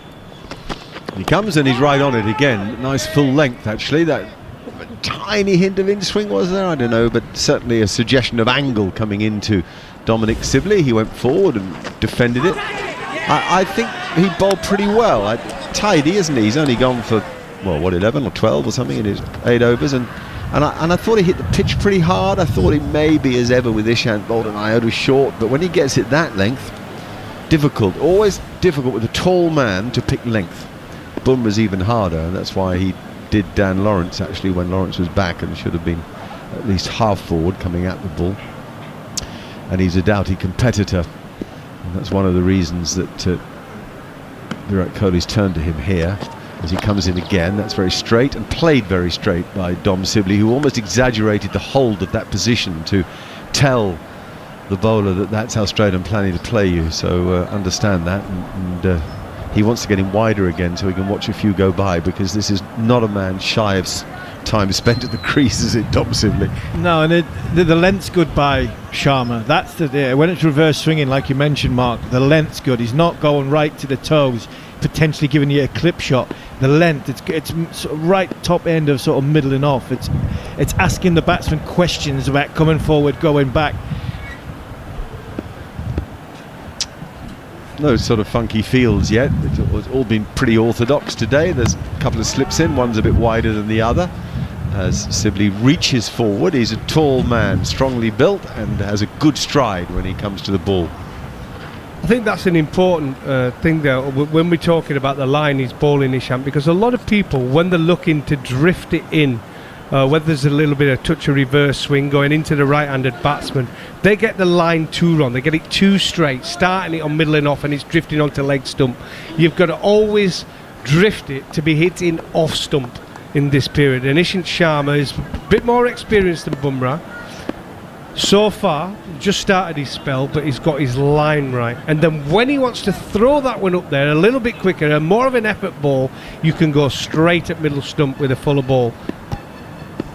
TalkSport 2 bringing you coverage of England's tour of India. Here's Ishant Sharma, who's been around forever, it seems. Bowls a touch straighter this time, and Sibley works it leg side. So the tactic here is to bowl as straight as he can for an LBW, or the batsman playing around the ball misses it and gets bowled, and pack that leg side, because they know Sibley won't take a risk. He'll spend time happily pushing the ball into that space on the leg side, and if he doesn't get runs for it because he picks out the fielder, so be it. There's a lot of them there. Short mid-wicket, a square leg, a mid-on, a mid-wicket itself to go with the slip, the gully and the cover and the mid-off. So it was a pretty even spread of field, and in general I think a good tactic, very full and straight at Sibley. Make him keep playing the ball, don't let him leave it alone. He loves to watch it go by. Again, Ishant Sharma beats him, beauty, lovely line, commits him to play it off stump, and it holds its line. Doesn't actually nip away, just holds its line, and that feels to the batsman like a little leg break. It's a beauty, an absolute beauty, and the thing about this, he went wide of the crease. He's jumped wide of the crease. He's running up with a ball in the opposite hand, which tells you a little indication that it's reverse swinging. And that one, he's turned the ball round. It hasn't. It looks as though, yeah, the shiny side is in it, and it's just. Has that kept low? No, it's just a great length, skidded through on this surface. Like I said, there's not much seam on the ball. Well, that's right. That's a good point. The seam is distressed. I mean, actually, yeah. I mean, it's torn apart, and so I suppose it depends a little bit on which bit of the seam you hit as to how it'll carry through to the keeper. Bounding in, big long strides, tall man, bowls now, and again, that one did go. That did go away. That was a bit wide, and he didn't have to play at it, but it actually did move. That. It's definitely reverse swinging now. I think it's quite obvious. I think Ishant's come on to bowl a 3. Another no ball though. Tell you what, they bowled some no balls today. What is going on? It's like a rhythm. I mean, Ishant has been out through injury for a while, not bowled much in the middle, and sometimes it takes a little bit to get back into it. And same with Bumrah. I know he only missed, I think, the last Test match, didn't he, in Australia? But again, probably not bowled for 3 weeks.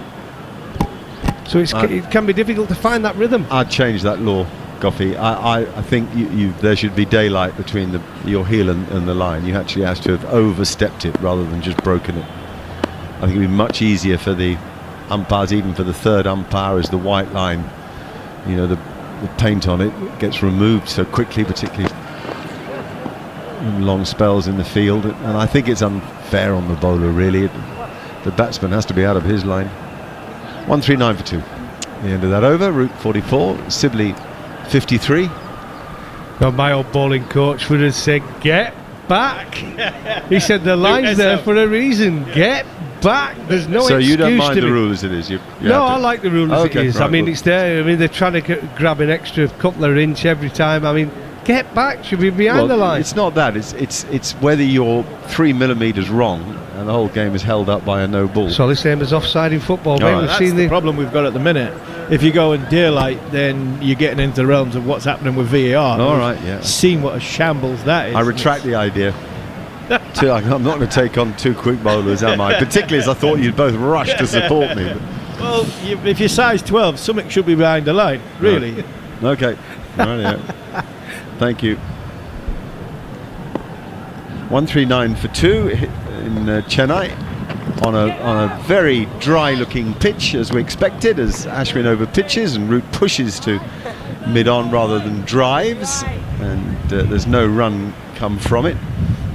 Ashwin seems to have his usual energy. He bowled plenty of overs, you have to say, and he's always asking questions of batsmen, and this time Root pushes into the offside. So what he's doing at Root is getting it nice and full. He doesn't want to allow Root to play on the back foot. They've watched the series in Sri Lanka and seen how well Root coped on the back foot, so they'll get him forward, get him driving at the ball. The thing they could add now is to bowl a little slower as he half pushes to short mid-wicket, but really he's just grooving the stroke here. Root, he's got such a nice rhythm to his batting, He doesn't have to sort of have obdurate defence. He'll always be looking for spaces, and that was a bit more obdurate, I suppose, as he was very low over the ball as he defended into the leg side. Do you think as well the ball fuller to him to try and stop him sweeping, because it's such a big scoring shot? So if you put a shot for Joe Root, if the ball length to it,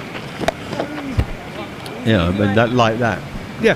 But in fact, that he did sweep, but he didn't get much power into it. Because I think your ball normal length to Joe Root, and as we saw in Sri Lanka, he swept everything. Yeah. But I think, especially Ashwin, it looks like he's tried to bowl fuller to Joe to take his sweep shot out of the equation. Yeah, interesting. The sweep is a stroke that must be played on length. It's much easier to play off a good length than it is off a very full length. Nicely done. Little block, but he just waited a little longer, did Sibley there. He didn't push out, and the bails come off. Well, that means tea time on the first day here in Chennai, and a very successful session for England. Get through a whole session unbeaten, as Root has a chat with Cherisbal Pujara, another man that he would admire. I think the game in general admires Pujara for his resilience as much as anything else and commitment to the task. Dom Sibley leaves the field having done an excellent job. England lost 2 wickets just before lunch after Rory Burns made a mistake that he won't be pleased with, and then Lawrence got LBW very early on, 5th ball to Jasprit Bumrah. Since then, a session of 30 overs, 73 runs, over rate of 15, run rate of 2.4, and a session England will be delighted with, not least the captain, who's been a major part of it. He's played nice and fluently, and his game looks every bit as slick as it did in the test matches in Sri Lanka. All credit to Dom Sibley, who struggled at first in Sri Lanka but has played intelligently here on the back of the 50-odd he made in Galle in the second test to help England over the line. So he's carried on playing a similar way, benefiting from a slightly improved technique in defence and a strong mind to hang on in there even when it doesn't seem as if he'll get the ball off the square. Then suddenly he'll dance down and drive one rider mid-on, take a bit of pressure off himself. So it's a nice picture for England at the moment. Sibley unbeaten with 53 and Root with 45. 140 for 2, Goffey. Yep, great session for England there. Joe Root at the crease in his 100th test match. He's been absolutely superb, as we would expect now, reaching 45 at tea. Dom Sibley is doing what we want Dom Sibley to do. We need 2 batsmen throughout this series if we're going to have any chance of winning it to get big runs, and they've got off to a nice start. India, I think they've bowled okay. I thought the 2 seamers, they've been accurate. You've seen the game plan. They've tried to get that fuller ball into the right-handed batsman. But I think England have played Ashwin really, really well, because he's going to be a big player for them this series. But England, so far, have been watchful and played him very well indeed. But when we say big runs, Goff, we mean big. We don't mean 380, 400. That's right. We need, and if you look at India's scores in the series in 2016, they were 450 plus pretty much every time they batted, particularly in the first half of the match. It is crucial.